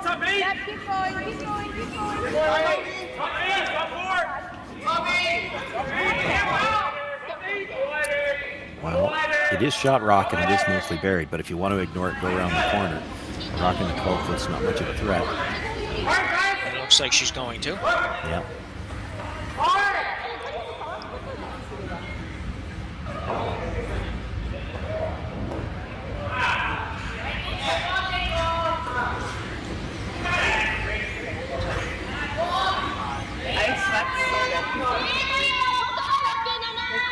A little bit of a pop on the release. This is going to run straight for a bit.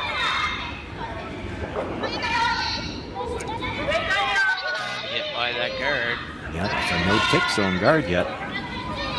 She's by it. By it and buried, probably. Well, just barely by the yellow guard, and look where this is going to end up. But she was tighter to the yellow center. Almost didn't get by the yellow center, and it's, if anything, a piece out in the open past that corner guard. Wow. Yeah, that's that went a long ways. Still a good shot. Artichuk try to follow that down. So that hole between those two guards, not as big as it looks. Because, I mean, if she's tight by the blue one, that's out in the open. Yeah.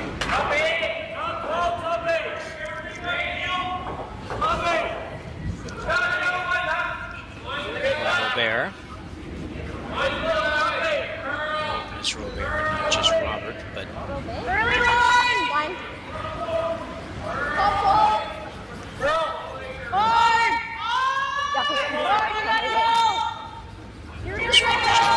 So I'm assuming it's light and tight.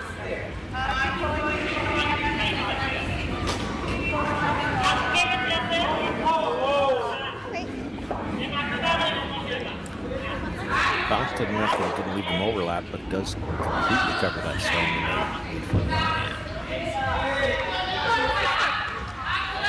So we're now going to remove the center guard. Could ignore it, I guess, Sean, but this is probably makes a little bit of sense. Yeah, you're still going to be double guarded in the shot rock position. This way you take away the rocket. If Artichuk ever decides you can't get to the one in the corner, we don't need to, maybe we switch gears and try for the steal. Like this is the rocket that she needs to keep to go for the steal. Probably just like to roll. Yeah, I elected to stop about a foot earlier. Yeah, could have taken away kind of the... Yeah. Both of them. Still, I mean, Artichuk's going to play the draw. She's playing a chase around the corner. This is the end that the Fujisawa team wants to play. Play everything around the corner and see if we can set up an angle or get something good to have a shot for 2 or 3 or more is not out of the question too when you're playing chase around the corner. No, we used to always say that, don't be chasing around the corner. I still tell the kids that when I'm working with them, like, be careful you don't start chasing around corner guards. But today's game, it's hard not to do that sometimes. So yeah, well, look at the setup here. Like, what is your choice? And really, the choice I see, because we're still only on the second's last stone. She just peeled the center guard, so obviously she doesn't want one. You could throw one more. She's going to peel it again.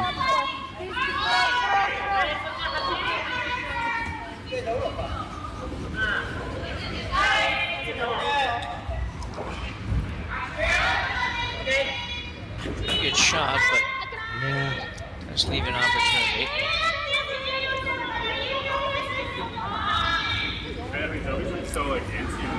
I want to say I don't think he can get to the inside even after Lewis, but we saw the draw. So I'm not positive that he can.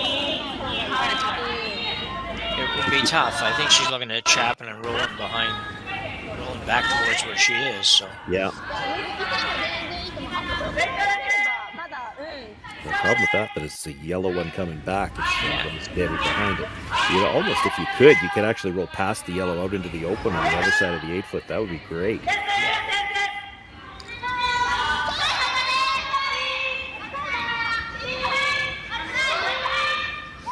Yoshida.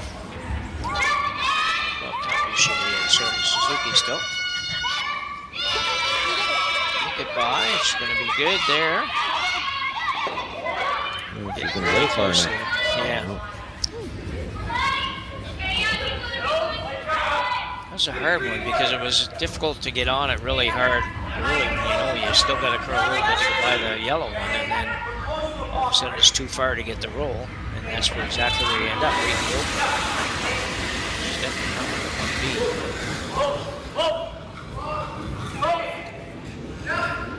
Can't get enough to the inside to make the double, I don't think. Just hit and roll over to the side of that rock. Takes a really big end, probably, anyway. Yeah. Amy Smith. The skipper and the thrower all in the sweep on here. She's going to get the outside roll, which is good. Good shot. Might be gettable. They swept that a little bit. They had a little bit of room by the guard, and they didn't get enough of a roll. Basically, it's the same shot here, different thrower though. Yeah.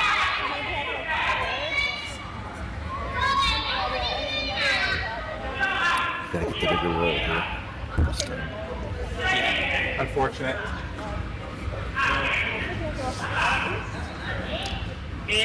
So now Yoshida's going to deliver this one for the Fujisawa team.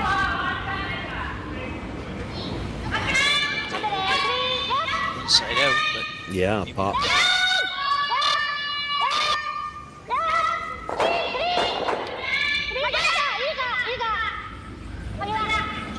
For a little bit.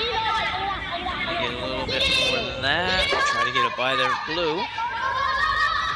She will. That's a great shot. Yeah, perfect. Yeah, really nice shot. Yeah, it's a short run back, but you can't help that. That was going to be there no matter what. No, but it is one of those ones, you've heard this before, not just us, you hear it from a lot of commentator crews. You almost might have made that too good, because if she absolutely sticks this run back, she'll be buried behind her own shooter, and you could make the double back, but you won't be second shot. If you ever don't dead stick this behind, if you leave it staggered, you might give her room to roll back behind the corner, and then threes in play. I think this is going to have a hard time getting on the nose from the height. It's trying. Not going to get there.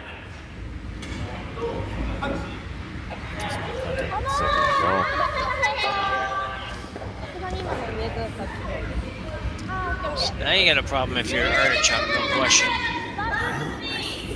Got a little problem with Fujisawa. I'm not sure I'm as inclined to ignore my own stone there. She's going to play the hit and roll behind the corner.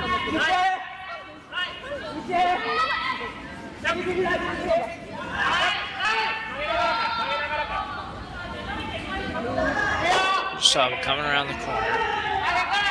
How deep is she going to try to go with this, Sean? How deep is she going to try to go, or how deep would I try to go? Well, let's go with you. I would want to be dead even with the shot stone, so that if she gets the roll over towards the guards, you run into the side of the stone and you stay open. Because that's her get out of jail shot right now. You leave her a hit and roll in behind the corner anywhere, and that's how she gets out of jail. That's how she gets rid of all these rocks from counter. Just needs to stop. Maybe a little deeper. We'll stay. That's okay. Yeah, it's too deep. She can roll over a corner in front of that and you'll never get this out. So you take the whole thing away here, no question. Just hit probably about a half a stone. You hit the other one and you can spin back up just a hair to stay behind the guard. You're in pretty good shape. Even as a double, it's a good shot. Yeah. And if that rock is a foot higher, she can't really make a double. She can roll into the side of it. Yeah. But if she rolls into the side of it, her shooter's still wide open. Yeah. Excellent point. And you can't be, at the same time, you can't be 2 feet higher. If you're 2 feet higher, she can roll under it. Yeah. So that's the thing, that draw, it's almost like fool's gold. It's really tough to be in a perfect spot there. Yeah. It's, I'd have been tempted to do something, even if attempting to throw open side or throw it into the shield on the other side of the 8 foot. Yeah, she's got a double, but she's got a double, or she's got to roll open, and it's still got to be made. I think that's, I liked the initial call. I thought it sounded like it was a big thing, but it's just, you knew she was going to make a play on this stone, and I just didn't like giving her an option to roll towards the corners and take everything away. And then on top of that, you put your stone in just you're sitting 3 and you know, it's biting the 4 foot. And it's real easy to say that's a great shot, but it's really not in a good position. she's going to get away with it though. This one's going to curl too much. Sit. Whoa. Unless it rolls behind the guard. Oh. Sorry. It's not a bad roll, though. At least it takes away the chance for Fujisawa to go the other way. Sorry, Jamie. Yeah. Fujisawa was thinking about the draw, and I don't mind this because that last draw was too deep. So Artichuk's get into jail still to get something in front of that. Well, the way you stop her from doing that is you get in front of it yourself first. She could sit 2 doing this. Yeah. Definitely a big missed opportunity to make the curling stadium turning point on that shot, because it was a get out of jail free kind of shot for Artichuk. Yeah, she hit it that much on the other side. She hit it the wrong side, but got the roll she wanted, but the wrong direction. Yeah, just a little twist inside on the release, and just kind of got it coming away and never really had a chance. But even had it stopped for shot, she'd have made Fujisawa play it at least, and then she would have a chance to do this. Yeah.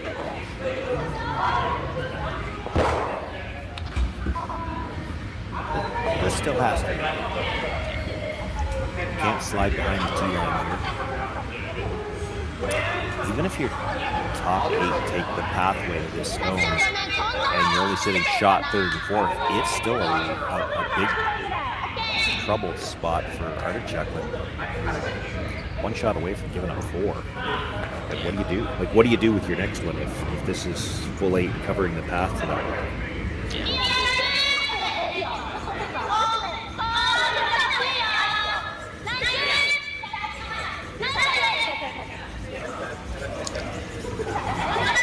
I like this shot if you make it, though. I think it's, yep. You could have hit the other one, but then she's probably going to force her to play this shot. So she's going to play this for the life. It couldn't be this far short, though. Now she's coming around. That's, can't be happy with that. That was many feet short.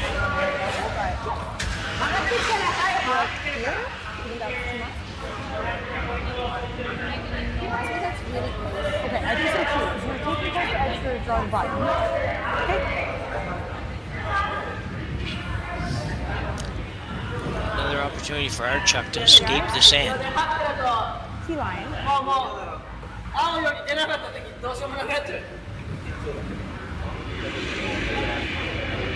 probably not going to get all the way to this one, so it's kind of like a straight draw. What do you guys think for speed? Yeah, it's kind of quite sure what that mark was, but I think they asked if she was playing the 3. She didn't think she could get quite. It's so far over Barry, she didn't think they could get quite to the 3. So it's a straight draw.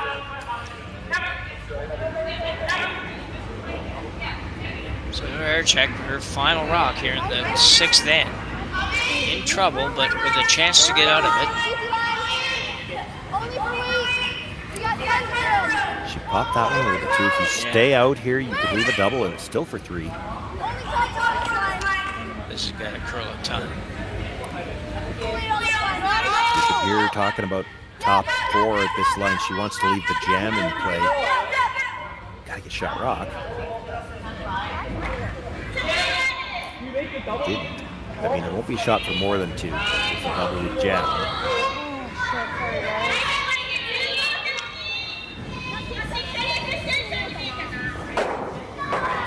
That was just a tough one because of the way she threw it. She was a little in out again, and it wasn't getting behind the guard. Well, if you come a foot deeper, foot and a half deeper with your shot, you leave a double with no jam, and that's for 3. So it was a tough spot for the sweepers to be in. You sweep that in for shot, there's a chance you're giving up 3. Yeah, it was kind of a, she threw both of them sort of the opposite but the same, if you will. Like the out, she threw the in turn and kind of did it outside in and threw it on the right of the target, and then the out turn she did it inside out and threw it right of the target. So both rocks were kind of didn't start on the right path. That was pretty decent lead they had there. They're Shida now with a chance to, or Fujisawa rather, with a chance for 2 here. They'll maneuver through some rocks, but she took enough ice to make sure she was by the one that was just thrown. And we haven't seen a lot of draws thrown quite that wide. Pretty good guess on the speed, though.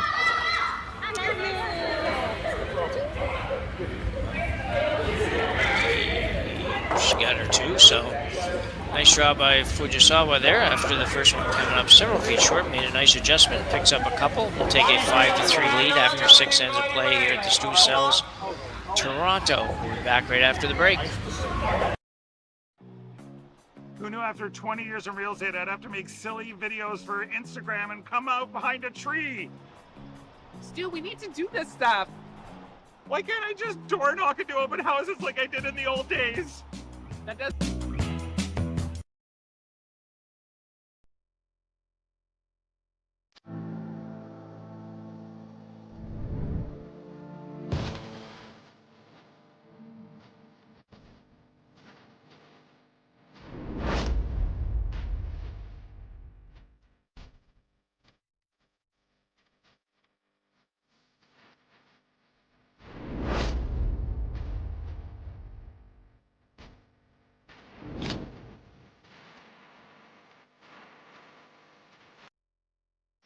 The 2025-2026 Grand Slam of Curling schedule is out, with big events happening all over Canada, like the Masters heading to London in September, the Tour Challenge from Nisku this October, the Canadian Open from Saskatoon in December, and the Players' Championship from Steinbeck coming in January.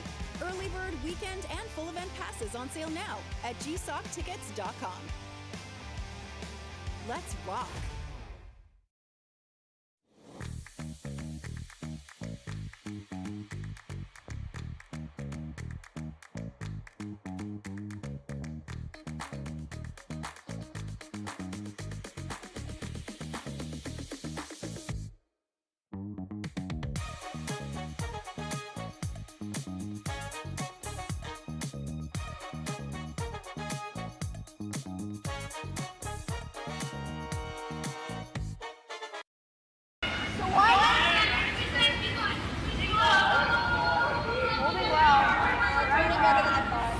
So we're back, 2 more ends to go, wearing an extra end.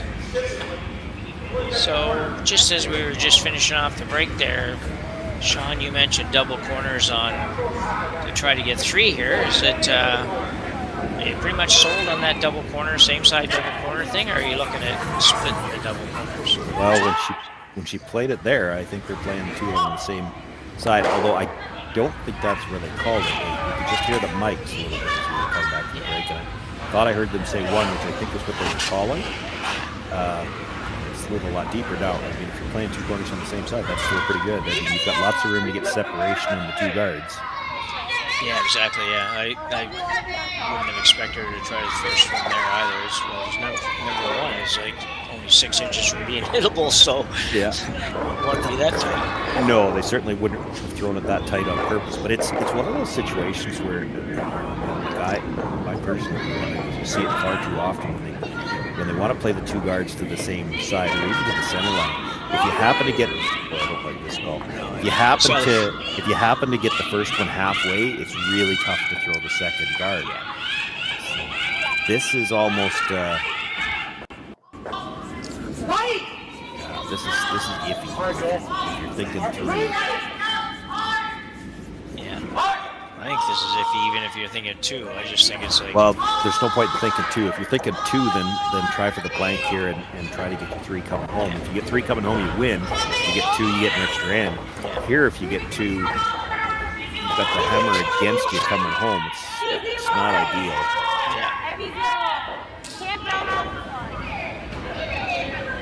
Trying to get to the nose at least of this blue one. Not going to quite get there. Close. Got a sliver. Yeah, made a nice little finish there to get a little bit more out of it. Better than it looked like it was going to be. Yeah, we just saw him follow that down.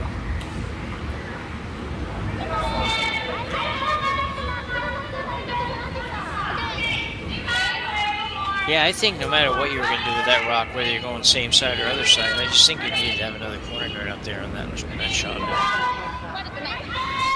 Really looked crazy. To be fair, it's easier for me. You don't. I either want 3 or I don't care if I give up 1, but I'm not playing. Yeah. Just working hard, trying to get on the top of the yellow, and they will do a pretty good job. Quite get there, but it's a pretty nice shot, good spot. Not much for Artichuk to work with right now. No, she's got to look at it now because you've got 4 in the middle. What are you going to do to move things around? I'd like to move the one into the 8 foot. I was looking at, do you ever split the guard off the center line and try to shoot her in into the corner? Yeah, it might not be bad because right now it's many shots to make the work here. She could do the same thing with this attempt. If you jiggle too many rocks, if you jiggle the 2 that are frozen, you create a way to get that yellow out. I don't think you really want to let them kill that yellow this early.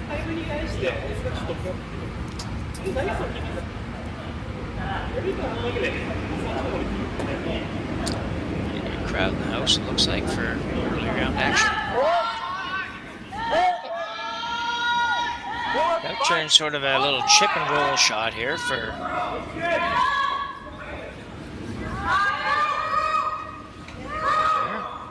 Gonna do what you suggested anyway, yeah. If it stops, it needs to stop. And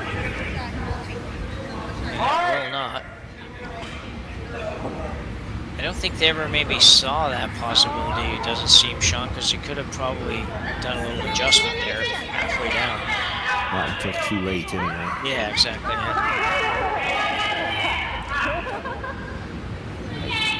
She forgot what color she was throwing for a minute. That's what it looked like, yeah. Yeah.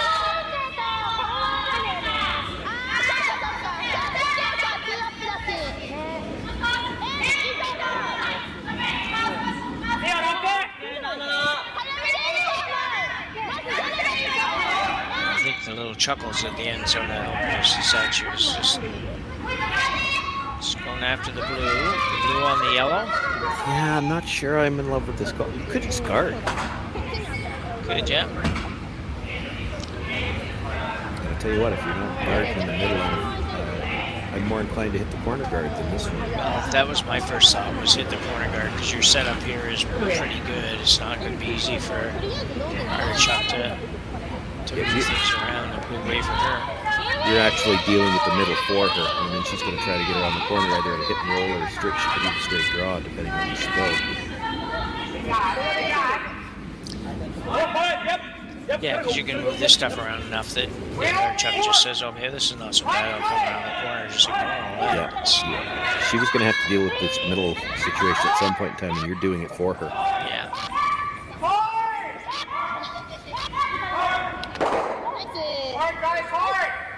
Well, it worked. 4-4 on the score sheet, but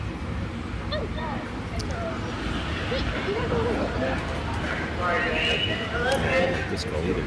no, I don't know. Unless she thinks she's going to be able to blank this, it's you've kind of almost given up on scoring here. I like just hit the one in the middle and roll towards the corner. Or you could draw there, but I can certainly understand what she wants to get rid of the one in the forefoot. Yeah. But play the hit and roll off the one in the forefoot. Leave the other one. You might need it to come off of later for a big one. It's not a threat where it is. The rock she's hitting first is not a threat.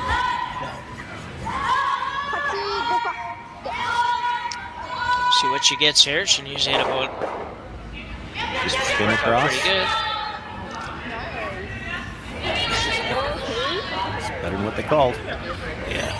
Yeah.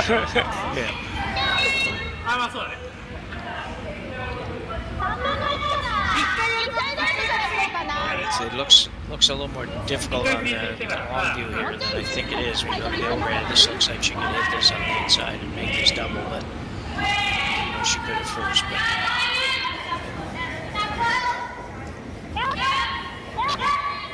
But she's got to get both yellows out, though, or she gives Artichuk a chance here to.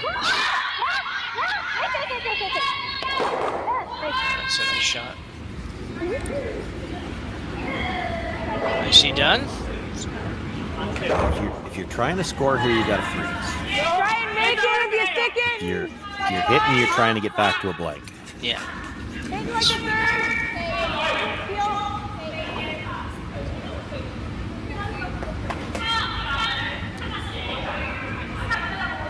Peel with about a foot of ice. That's.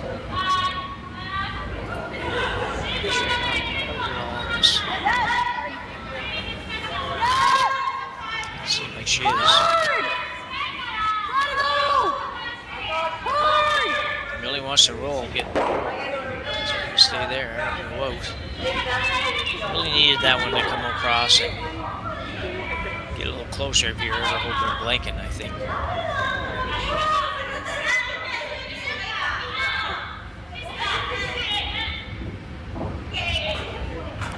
See the wheel spinning for Fujisawa here. It's like, okay, where do we put this rock? Because we split the house where we know we've got them forced. They're going to freeze to that back one. So this, they're trying to put this in a spot, bite the corner of the forefoot, where even if she made the freeze at the back, she's not shot rock. That's right. Yeah. Problem is that you maybe she can still get out of the blank, but boy, you sure don't want this one behind the tee line, because then Artichuk's got all the choices. She could play some kind of corner freeze. It's going back there. It's going way back there. Yeah, it's back there. They don't want him even for sure. Double's there. Corner freeze is there. She's looking at the double. Yeah, I kind of figured that the way she played the last couple shots, that she'd probably play it. Look at this as an opportunity. Yeah, I can't fault her for this one. You're down to 3 rocks left. You certainly don't want to get forced to a single. Take no chances coming home with last rock. If you get a deuce, you've at least got an extra end. But if you ever get 3 coming home, you win. It's going to be in between a little bit. Unfortunate there. Well, it is and it isn't. I mean, the nice thing about it, as long as she rolled past it, which she did, it's hard for Fujisawa to separate these rocks down. If she rolls to the outside, she could roll out of the ring. She's going to have to leave an easier double this time, I think. Yeah. That's what you see them talk about. Maybe the easiest way to not leave a double is to roll absolutely perfectly in front of it.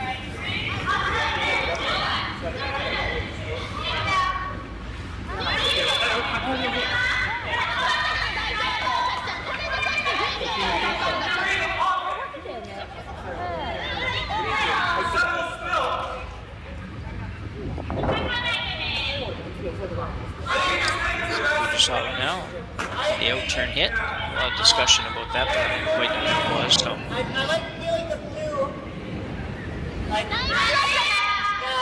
Not throwing a lot of weight on this.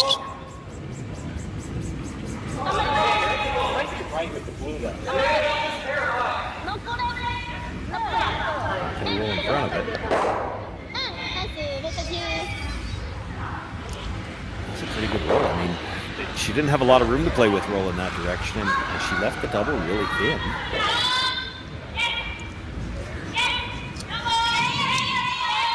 Would you ever just ignore this and freeze to that one? No. Not at this point in the end, I don't think. This is, if you were going to play the freeze, corner freeze, you play it earlier in the end, yeah. But this is a tough double. So you really need to make a choice here. Are we playing the double, We're trying to hit and roll and right in front of the blue. Because you could still get out of it with a blank rolling in front, too. But this is not an either-or shot. You really have to commit to one or the other.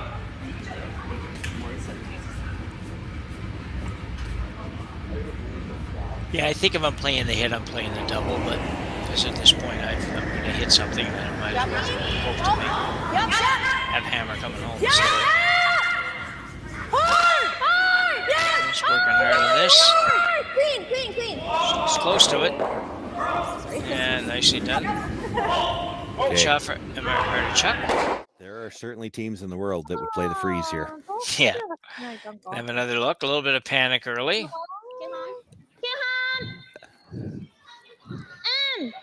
Never really was much doubt on that one, I don't think. It was pretty much... Yeah, nice double and a roll. Just to change the shot a bit if she does decide to play the freeze. And like I said, there are teams here that would play the freeze, and they're doing it saying, we're not going to give you the blank. Yeah. She's playing the hit all the way here. You make the freeze, you've almost got the force. Yeah. And the worst case scenario, you give up 2, you've got last rock coming home.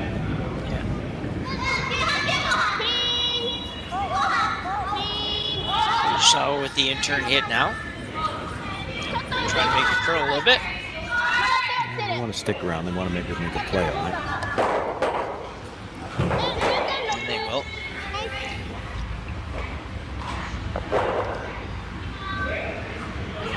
As far as blanks go, this is I shouldn't say an easy blank. Sometimes it seem to be the hardest thing in the world to do, but it's a short roll either way, so.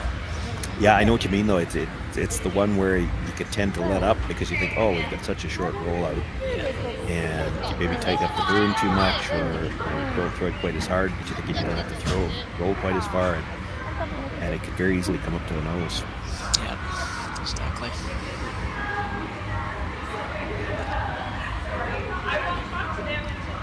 So Artichuk with the blank attempt here in this end number 7. Big shot for Emma. She really does need to make this. She stabbed that back a bit. Yeah. It will run. Right to it. She's going to make it.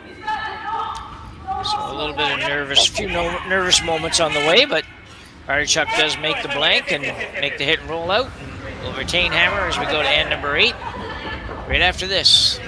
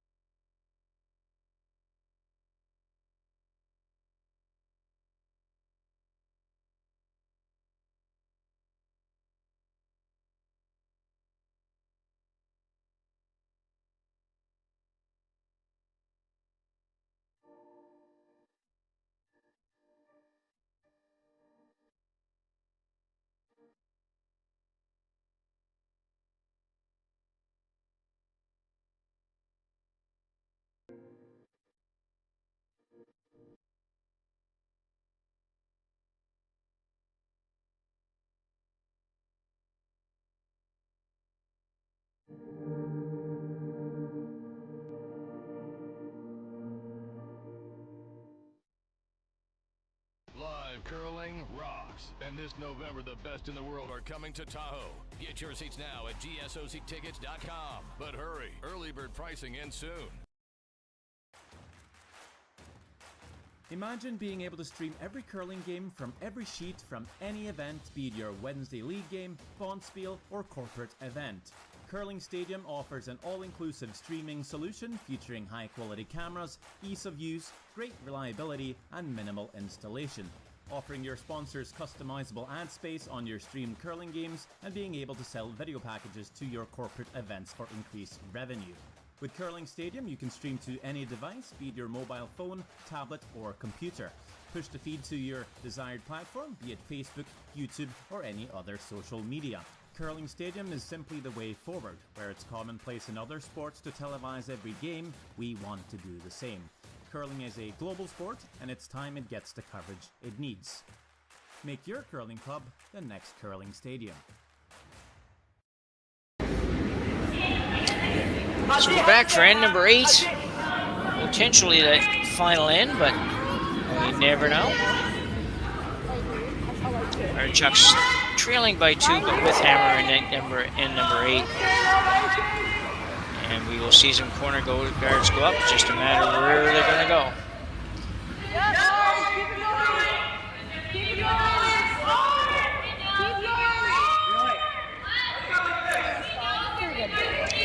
That looks like a split the house double guard for me.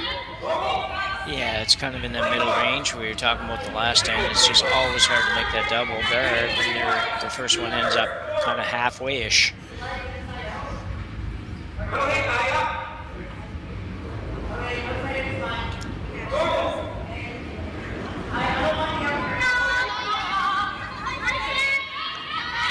So a couple rocks away from being able to remove much here for Team Fujisawa.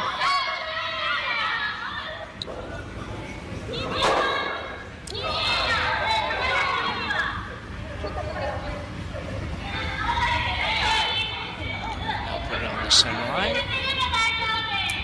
Yeah, I'm not sure how to play that.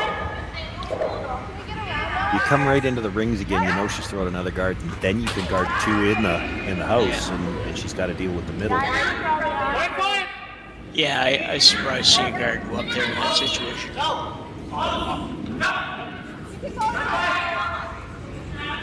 That center guard's so high, it'd be tempting here to throw the other corner. Yeah. Like you can get to that shot stone for me to turn right now. Yeah, this is this seems to be sort of her game plan with this situation. It's 2 ends in a row that she's had this, and she's gone with that. Coming to the center just a little bit on the early side. A lot on the side, perhaps.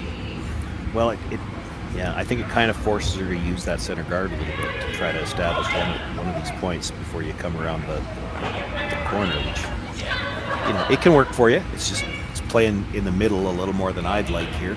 Yeah.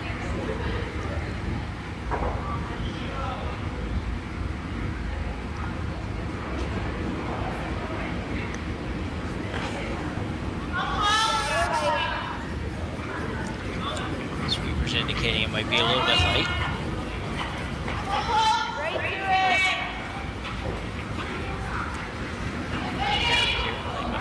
Good. Really good, apparently.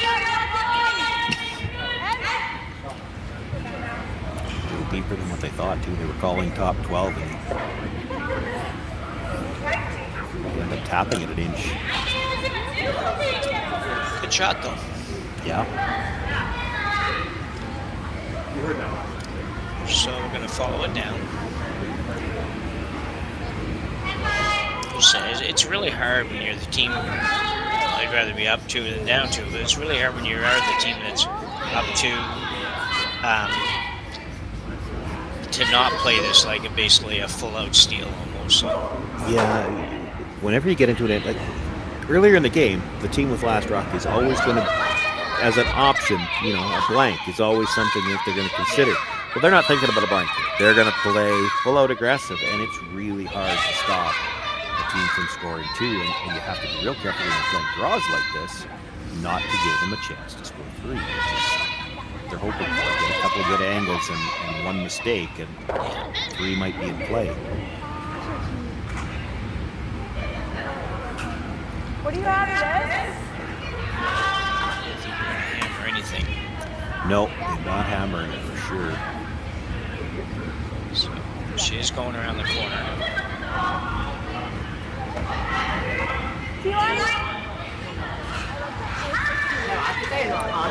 The shots earlier, and if you remember that one, Jim, this hole is not as big as it looks.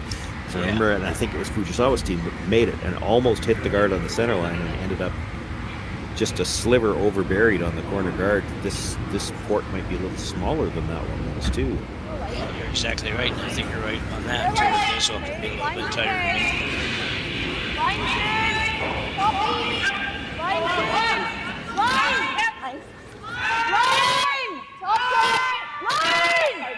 I think they're going to be okay. They're going to get through that port.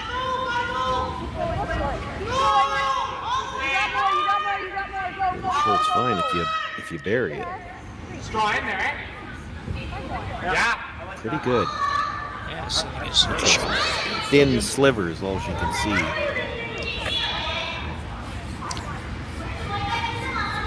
So you peel in the corner guard if you're Fujisawa?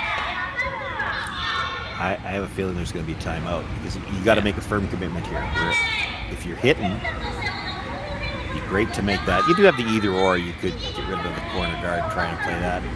The other option is you throw the center guard and force Artichuk to start dealing with the rocks in the middle.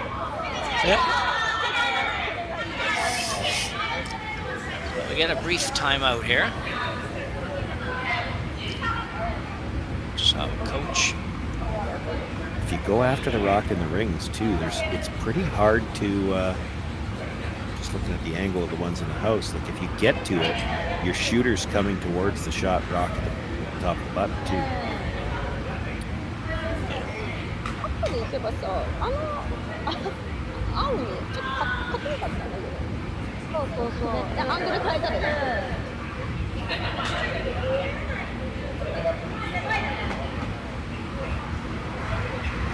Sure, coaches the Fujisawa team. I feel like I should know, just doing it. I do too. See it clear enough on my picture on the small screen. It's not AJ Lind, is it? Lind out of Alberta? Might just be.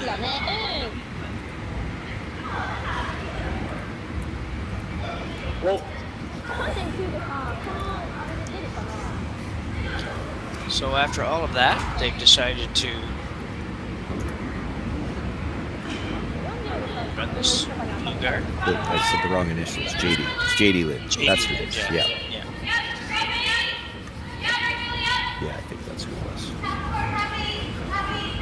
He used to be the Japanese program. I guess I was right there. Is that the Chinese program?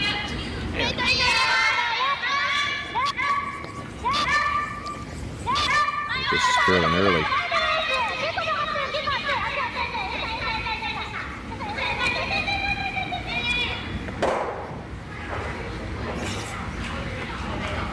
Okay with the either or, but you had to get out of the way and you didn't. Yeah.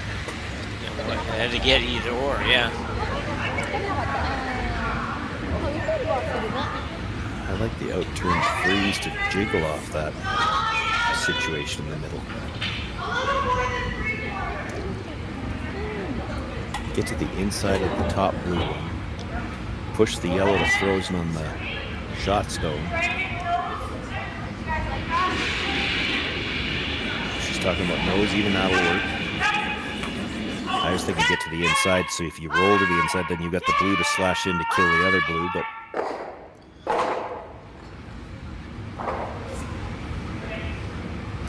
So throwing obviously a normal kind of takeout weight at this shot. Not exactly sure what they asked for, but looks like a normal weight ice. yeah, if you're trying to hit nose, you're trying to kill the shot stone. If you're hitting nose, the blue's going to pop. The angle's not going to be great.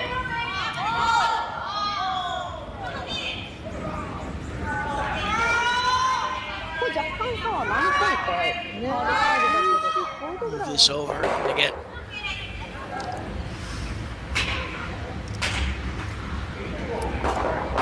It's not horrible, but it's still the only one she can get at directly is his fourth shot. She's probably going to have to play her own stone. And still a way to get a double on the yellows, though. You half a rock on the blue, your shooter comes across and takes it the way it was just thrown. Good at half rock, should be pretty close to dead sticking the blue behind the guard. Yeah, the only problem, I guess, if I see a problem with that is that you have that yellow one's affording you a little bit of protection on that blue one. It is. 4 foot, but I'm not entirely sure you can't get it. It looks like it's just about fully open with that guard as long as it is. You could probably get across the face of it enough to get it out. And if you can do that, then I think you could guard. You could guard. I don't know that I would, but yeah, it's an option. Yeah. Yeah, we It would just feel really like a very lonely blue rock in the house if I played the card. So. Yeah, it would. Well, she could always just throw another draw in, and you don't really. There's still enough rocks left in the hand. She doesn't really need to bring either of those outside yellows in to count 3. You could draw and sit 2, and still have a shot for 3 somewhere down the road. So she's playing she ended up deciding on the first shot we were talking about there. She's playing basically the double off her own. Even if she makes it, she's not necessarily out of trouble yet. She really needs to stick this one dead behind cover. Well, which she did. Just had a nice little bump over, a really nice shot. And sitting 2 to boot. Have another look at it. What are you seeing? This is really well done. They're 1-2. Sweepers aren't really doing much, just a little tiny bit. I don't love that. The critical part here was to stay dead buried, because now what do you do if you're Artichuk? They didn't really think that you'd get dead buried. It's just that the shooter actually just, well, not the shooter, the target zone you were trying to hit just moved just enough to the left as we look at it here to bury it, which I didn't know could go that far. It was only 4 or 5 inches, but still had to get over there.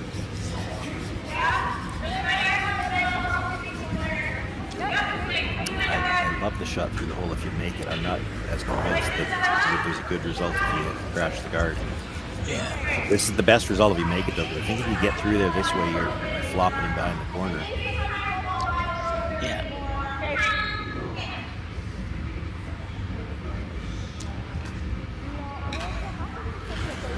You don't have to have enough white to kill this either. This could be like a draw weight split almost. All you need to do is pop it out in the open. And it's more a question of controlling your shooter, getting it into a good spot. So Jamie Smith.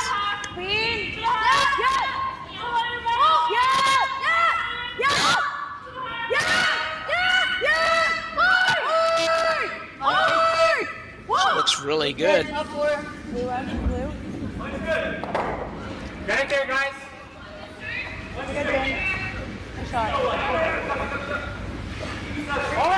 Better, I'll say. That's a great shot. Yeah, I think that was an earlier shot, yeah. Something to play on now. Let's have another look at it. Just enough weight to move this back into the 8-foot. Yeah. Really hard to get either of the yellows out now. There's the piece you can see on either of the yellows is a chance you're jamming on that stone that was just thrown. Yeah. I think they'll play it, though. I think they'll play the double through the hole. And I think it'll go behind the blue. Yeah, if you're hitting the first one thin enough to make the double, you could pop the first one between the 2 blues. Yeah. You gotta throw a bullet to make it through that hole at that stagger. Actually, it looks a little more difficult now than it did a minute ago. Talking about it. Just giving us this angle to look at. Remind us of what are you guys talking about? It's a great shot if you make it. It is, you know, the port looks big as you look at it from the hack in, but then when you realize there's a stagger there, the one guard's about 4 feet closer to the house. Well, they're going there at it. It's going to be really close. If it gets through there, and it does. Too thick. Just touched the second one. Still better. It's much better than it was. Yeah. It's hard to believe you can hit that too thick. I don't think I'm hitting this rock. The way things are shaping up, draw. Just draw. Yeah. You might need that rock to come off with your last one to get the big end. Yeah. That rock's never hurting you. It might help you later. Yeah, I know that she's thinking she's going to have to move these rocks to bring the other yellow into play, but it may never get there.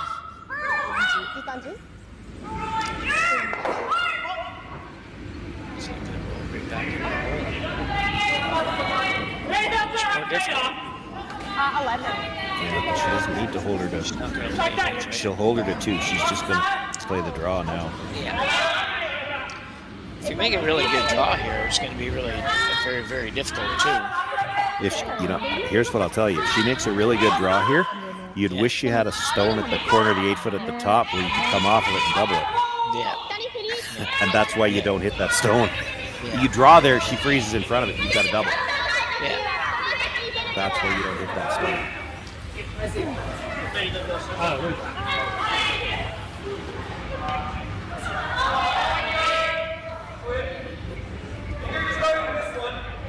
Satsuki Fujisawa from Kitami, Japan. About to deliver her first stone here in the 8th inning.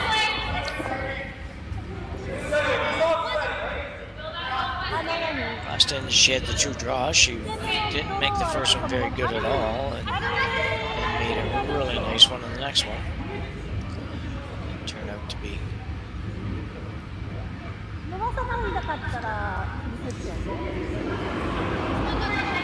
You like the freeze. You really don't want to bounce it all here, Sean. I mean, no, touch short would be awful. Yeah, touch short would be fine. You fight 4 foot at the top, it's tough to do so. There's nothing on the intern side. And the out turn, even if you had, if Artichuk had a draw in the first one, it's tough to put it anywhere where you're going to be buried, and you can't afford to do a double either, or you don't even have a shot to tie. Yeah.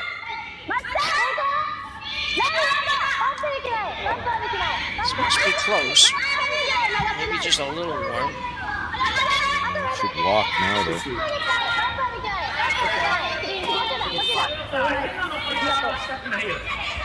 Really good, but they could have made it a little tiny bit better.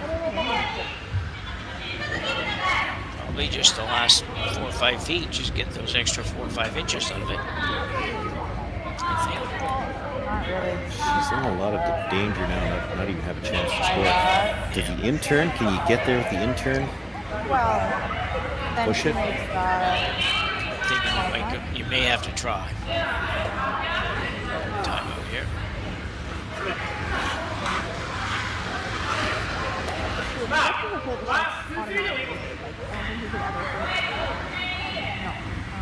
They made this tap a couple shots earlier, so you know there's big movement once it's through the court. And they only had back 8 on that. That's the stone that's still sitting back there. Yeah.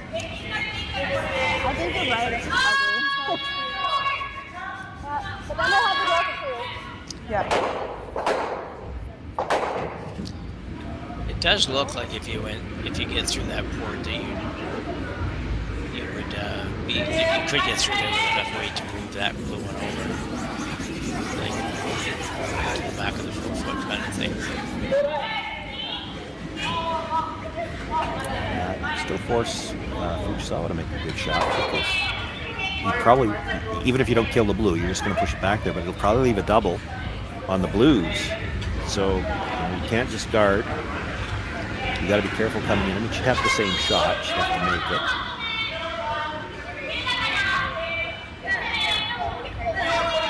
Could come around, I guess, on the out turn, draw to the back of the 4 foot kind of thing, but be second shot. We'll see what Fujisawa did.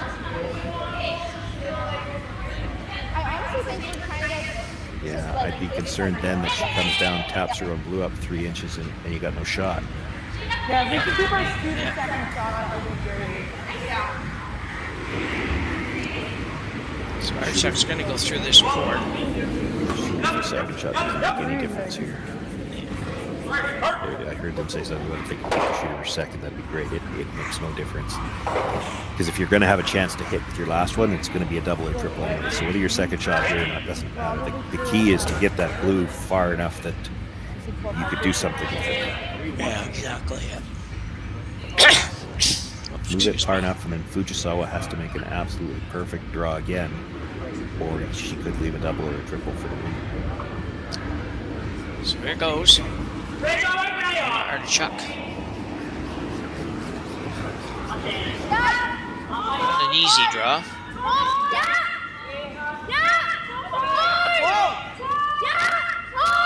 It's going to be close. We got 1 yes and 1 no, so that usually means it's close, but no, it's got to get off that guard. Oh, and it does, but will it get far enough? Somebody was looking at the wrong guard. Yeah. Yeah. Okay, what do you like? You play the freeze again. She's going to have the shot to come off the blue to get the tie at least. You'd have to be really gutsy to come off your own and kill the yellow, but if you do it, the game's probably over. Yeah.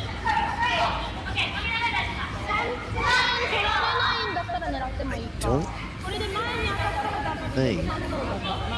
Boy, it's hard to be sure. If she ever came down and moved the yellow, could she leave a double on the blues? Maybe. If you're right to the corner, but I don't see how she scores 2. If you're to the face of it, she can come off the blue and score 2. But if you're on the corner of it, I don't think she could get underneath the one you're about to throw off the roll. I think the draw is a shot. Wait, yeah, it is. I don't think you want to tap it. If you tap it at all, I think she could come off the blue into the one you're about to throw, and it would pass by the yellow. It's still only going to be for 2, but if you lock this right on the corner, I'm not sure she could score 2. If you're right to the face of the yellow, she could come off the blue and get enough of the button to score 2. If you're on the corner, her shooter, when it comes across it, is not going to get underneath the one you're about to throw.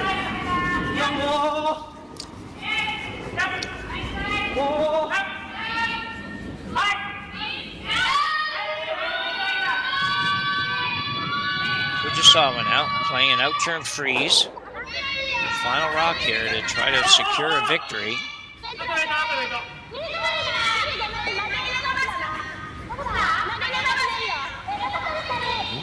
You need to make this curl. You want to stay on the corner, and you know it's going to walk at the end.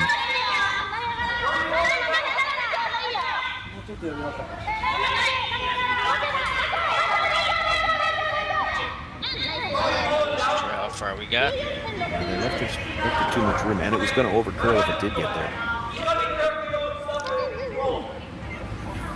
Yeah, a nice effort, but not quite enough to take away the opportunity for 2 for Emma Artichuk.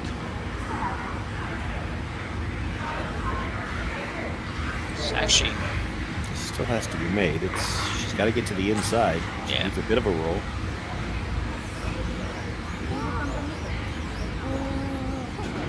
Yeah, I think she has to be happy that she's got a very makeable shot here versus one of those 1 in 100 shots that you have sometimes. Don't always make the 1 in 100.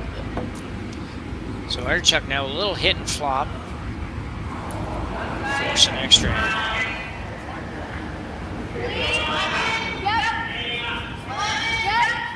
Jumper's on early. Release looked a little in out, but the slide looked a lot in. They're playing the tick double now. Nice line call, Jim. Looks like she made it. So a great shot by Emma Artichuk. We'll have an extra end here in this one. I believe they're playing full extra end, yeah. So it's like they play it back towards the glass. Yeah. Your disadvantage works for us because the home end is better placed on the home end. So. It was better anyway because fans are all down there. So anyway, we'll take a short break and be back with you for the extra end right after this.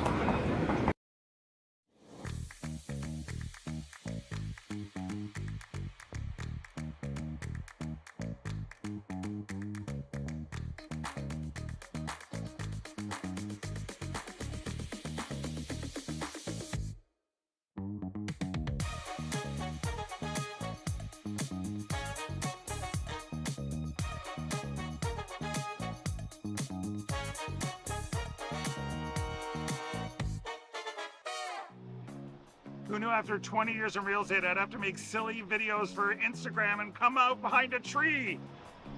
Stu, we need to do this stuff. Why can't I just door knock into open houses like I did in the old days? That doesn't work.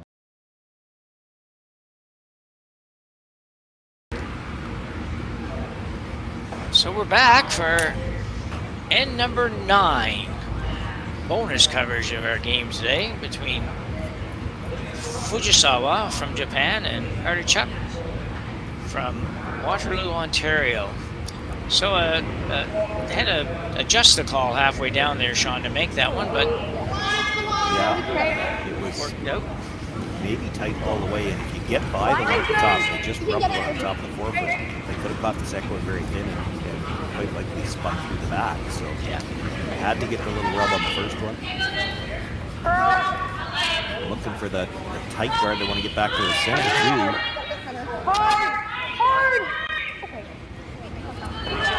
Yeah, so it was a nice pivot by the third here. Artichuk in the last time to get them this far. So unfortunately, that guard didn't make it quite to the center line, so it is movable. So we will probably see a tick shot of some form. We do see those every now and then. It's one of the interesting side effects of the no-tick rule is because they don't get to play it as often. I think the percentages have gone down a little bit as well. Yeah, I don't doubt that actually. It's I have seen them, probably seen 4 or 5 of those so far this year. Not a lot of them are made really well. When no ticks are in, sometimes you'd see that many in a game. Yeah. Oh yeah. But to be just. And to some extent, I still am not a huge fan of the no-tick zone, only in because it's one of the true team shots in a game. You cannot make a tick shot out of your hand. It has to be swept perfectly. Yeah.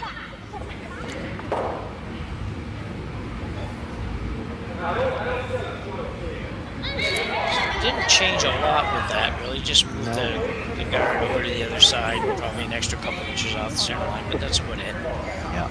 Still throw the high guard, have your double centers. The one's going to be a little off. Yeah.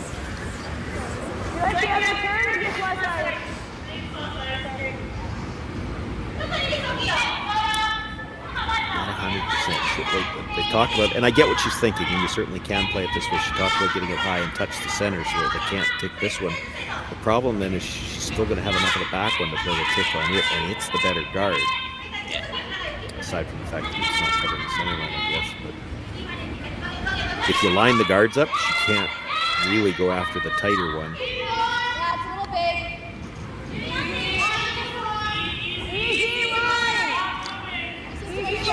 Majala's second shot here, another guard attempt. She's working really hard to get it over, first of all. And she will just, maybe, or not, just get over the center line, obviously. Nobody kicked it away, so didn't get over by much. But it doesn't have to get over by much. It does leave the back one accessible that you mentioned, though, Sean. Yeah, and accessible enough that it'd be tempting to just come around here. You'd hate to play this tick and make this second guard better. It's not good where it is. Like, they're not lined up at all.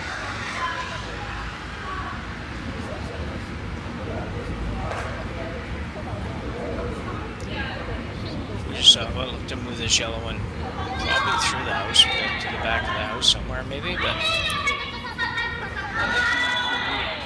yeah, you have the luxury that blue star at the back of the 12 if you ever jammed it onto that one. That keep you from having a free guard zone violation, and it's still legal. Yeah.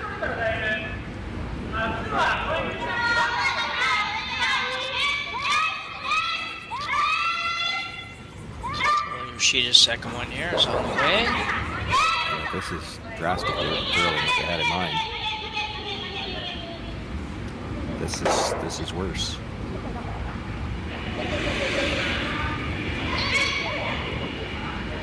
Pretty good guard set up now. Yeah, they're dead lined up.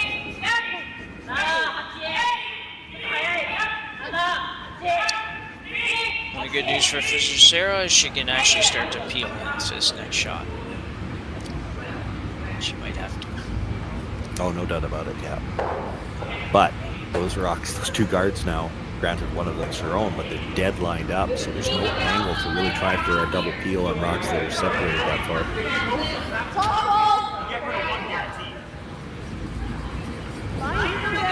Evelyn Robert.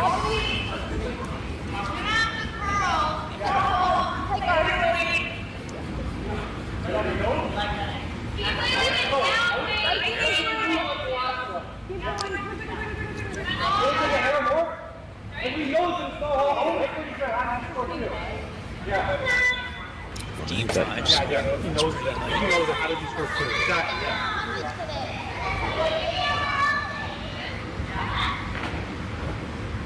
Fujisawa now looking to, I'm not sure, she seemed to line it up more on the back one than on the blue one, but I have to assume she's... Oh yeah, no, she'll go after the one in the 8 foot. Like, the angle's better. Like, you got to make sure you peel here. But if you could ever clip that one on the side of the 8 foot, you'd take that right now. That stone at the back of the 12 foot, the blue one, is the kind of stone where, you know, if it sits second shot, your last one, maybe you can just hit and roll out for the win. Yeah. She'll get rid of the high one only. Straight peel is fine. Oh, this might be less one here. 8 feet less.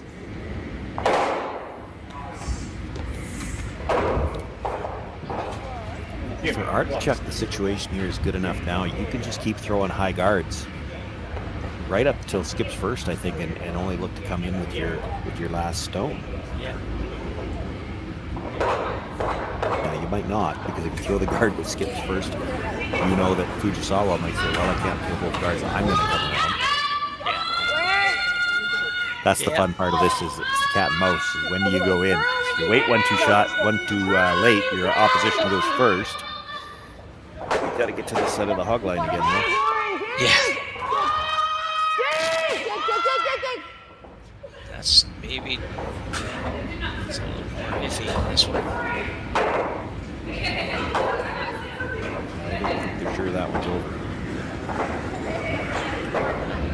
Fujisawa says it is. Well, I'll tell you what. Didn't get to the center line either. She could peel the blue into the yellow. Yeah. And then she knows she's always going to have the button open. I'll tell you what, between those two rocks, they only got a combined about 1 inch over the hog line. It'll work. So run on the roll blue one onto yellow here would be what they're looking for Fujisawa. The bird that just was thrown up shouldn't really be a factor on any shot.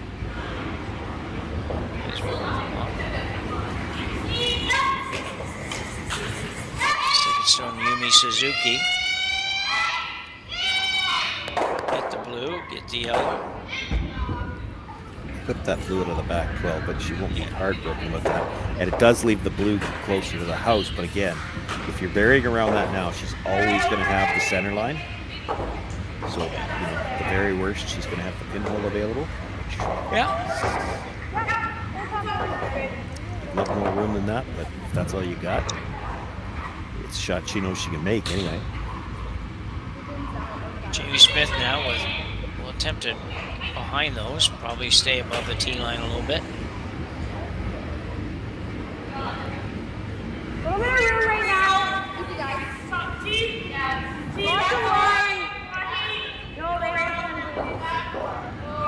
Gate, I think I heard. They don't want that. No.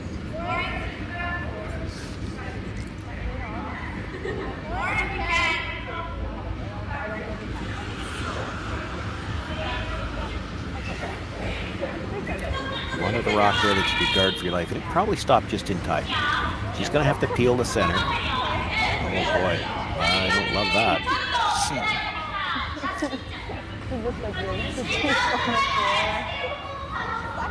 I don't know if I love that either, but I'm not a bit surprised that she's calling that. Although I don't know if she still will by the time she's stopped. If you're going to play it, I like moving it. Which you definitely could do on this ice. Like play backline to hack and roll your shooter into the open. I don't think you want to stay buried. You stay buried, she's going to try to get to the nose of it and move it back 6 inches, and then you'll never get to it. Well, it's looking for ice that's a little bit more than draw weight, so definitely looking a little bit off a little bit, but Flopping the open is good. Like, really, you got last rock and an extra end. If you could force your opposition to make a takeout.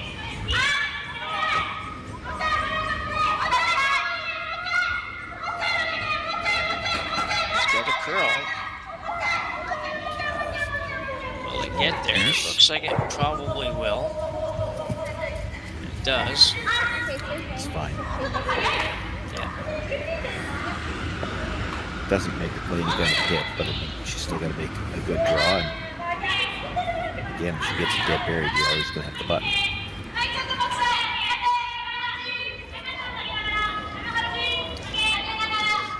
So 3 rocks apiece to come. Mimi Smith delivering her last one here in the extra end.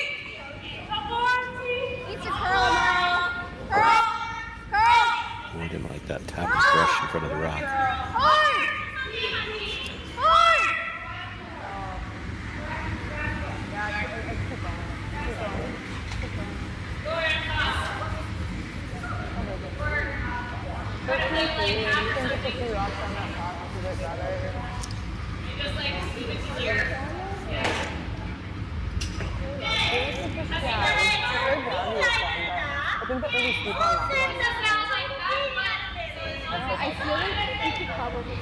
Good news for Artichuk here really is that with those guards positioned where they are, she's probably going to have, no matter what happens here, she's probably going to have an opportunity to at least get one in that's full 4-foot or better buried. So Fujisawa's going to use her timeout here.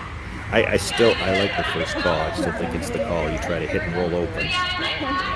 You ever get underneath and you're going to be right at the tee line, and Artichuk comes down, sits up front, and you'll never have a chance to get the yellow out.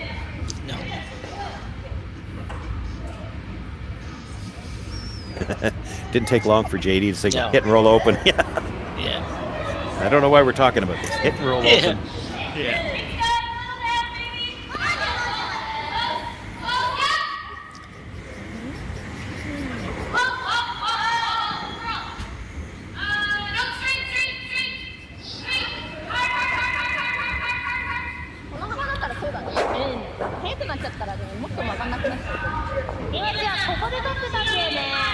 I don't think you want to roll that big, like roll rocks with. Because then it's for Artichuk, she has to ignore it and draw, but worst case scenario, it's going to be the spot where Fujisawa can come off it and roll to the pinhole. So. Girls are going hard on this. Those sweepers have got to get by and need to get it. She needs to roll. Well, it's probably enough, probably just enough. Forces her to hit it, right? Yeah. Yeah, she could have used a few more inches on it, but. Yeah, a few more inches. You probably have to make. She probably has to think about drawing, right? Still. But even then, it's a usable stone for Fujisawa. Like, it's tough to ignore. It goes 3-4 inches more. Yeah. Even 6. You know, it's tough to ignore it, but it's also hard to make anything good off it. You have to hit it here because it's got the pinhole covered. Did you ever freeze to it here?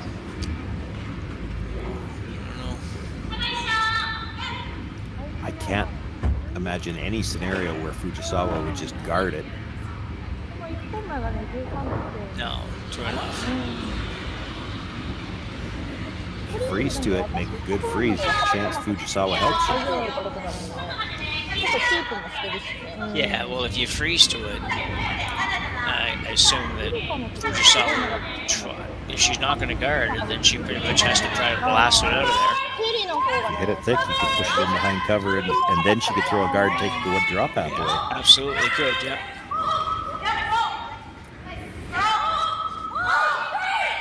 We're pretty happy with this. Might get the roll. Just always looking at trying to roll under here, and it's high enough in the rings now you could. I was also looking at the double. Yeah. Yeah. But I think with the overhead again, Connor, if you make the double, there you go. Good man. Yeah, if you make the double, your shooter's probably deep enough. You're not going to be able to come off it. She's going to draw it at the top of the 4-foot. Even nose hits here is not bad. You nose hit it. Yeah. What does she do? Well, I know. I kind of like the nose hitter just barely inside of nose. The double's okay, except for the fact that, like you say, you're going to ignore it. You just have to be prepared to draw Yeah, the double's only good if your shooter's going to be high enough to come off it, and I don't think it is.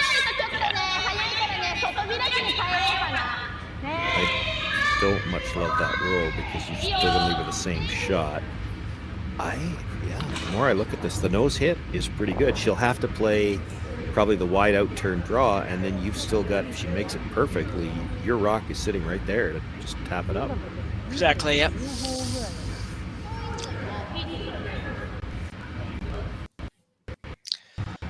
So first rock for Satsuki Fujisawa. Here in the extra end, playing an in-turn hit.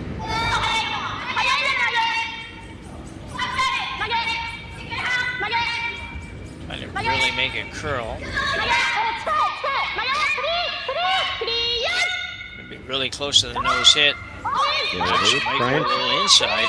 They were trying for the roll under. I'm just not sure that's what they needed. Pretty good. Yeah, I think it is too, yeah. I can't imagine if you get under that, you're going to be any more than half buried. No. We gotta be there.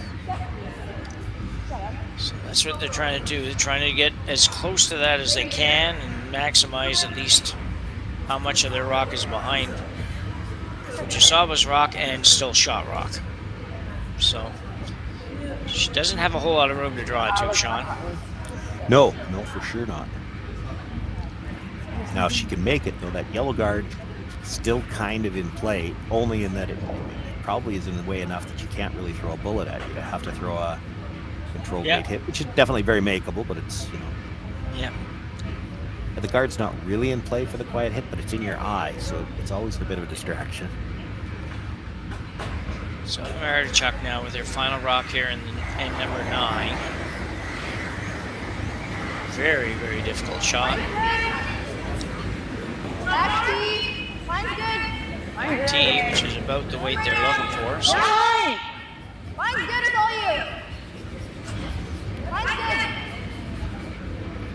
Sweepers are just not doing much here, so it's got to be close. Got a ton of room.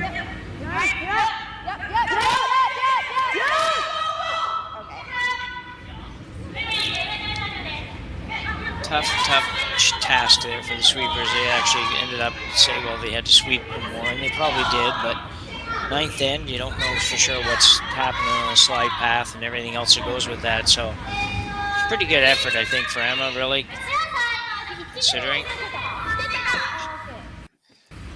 Very removable for sure for Fujisawa.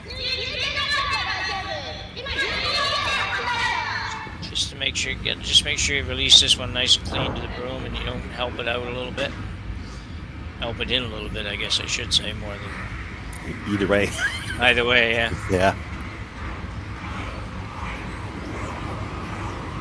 She's not throwing a lot of weight. On it early. Be similar to the same shot she just threw, but this is curling early. This is really curling. There's a guard tight to the ring. She's by that one. High. Yeah, just a matter if she can by. I think she's going to be okay. She might touch her own. own. Everything. Oh.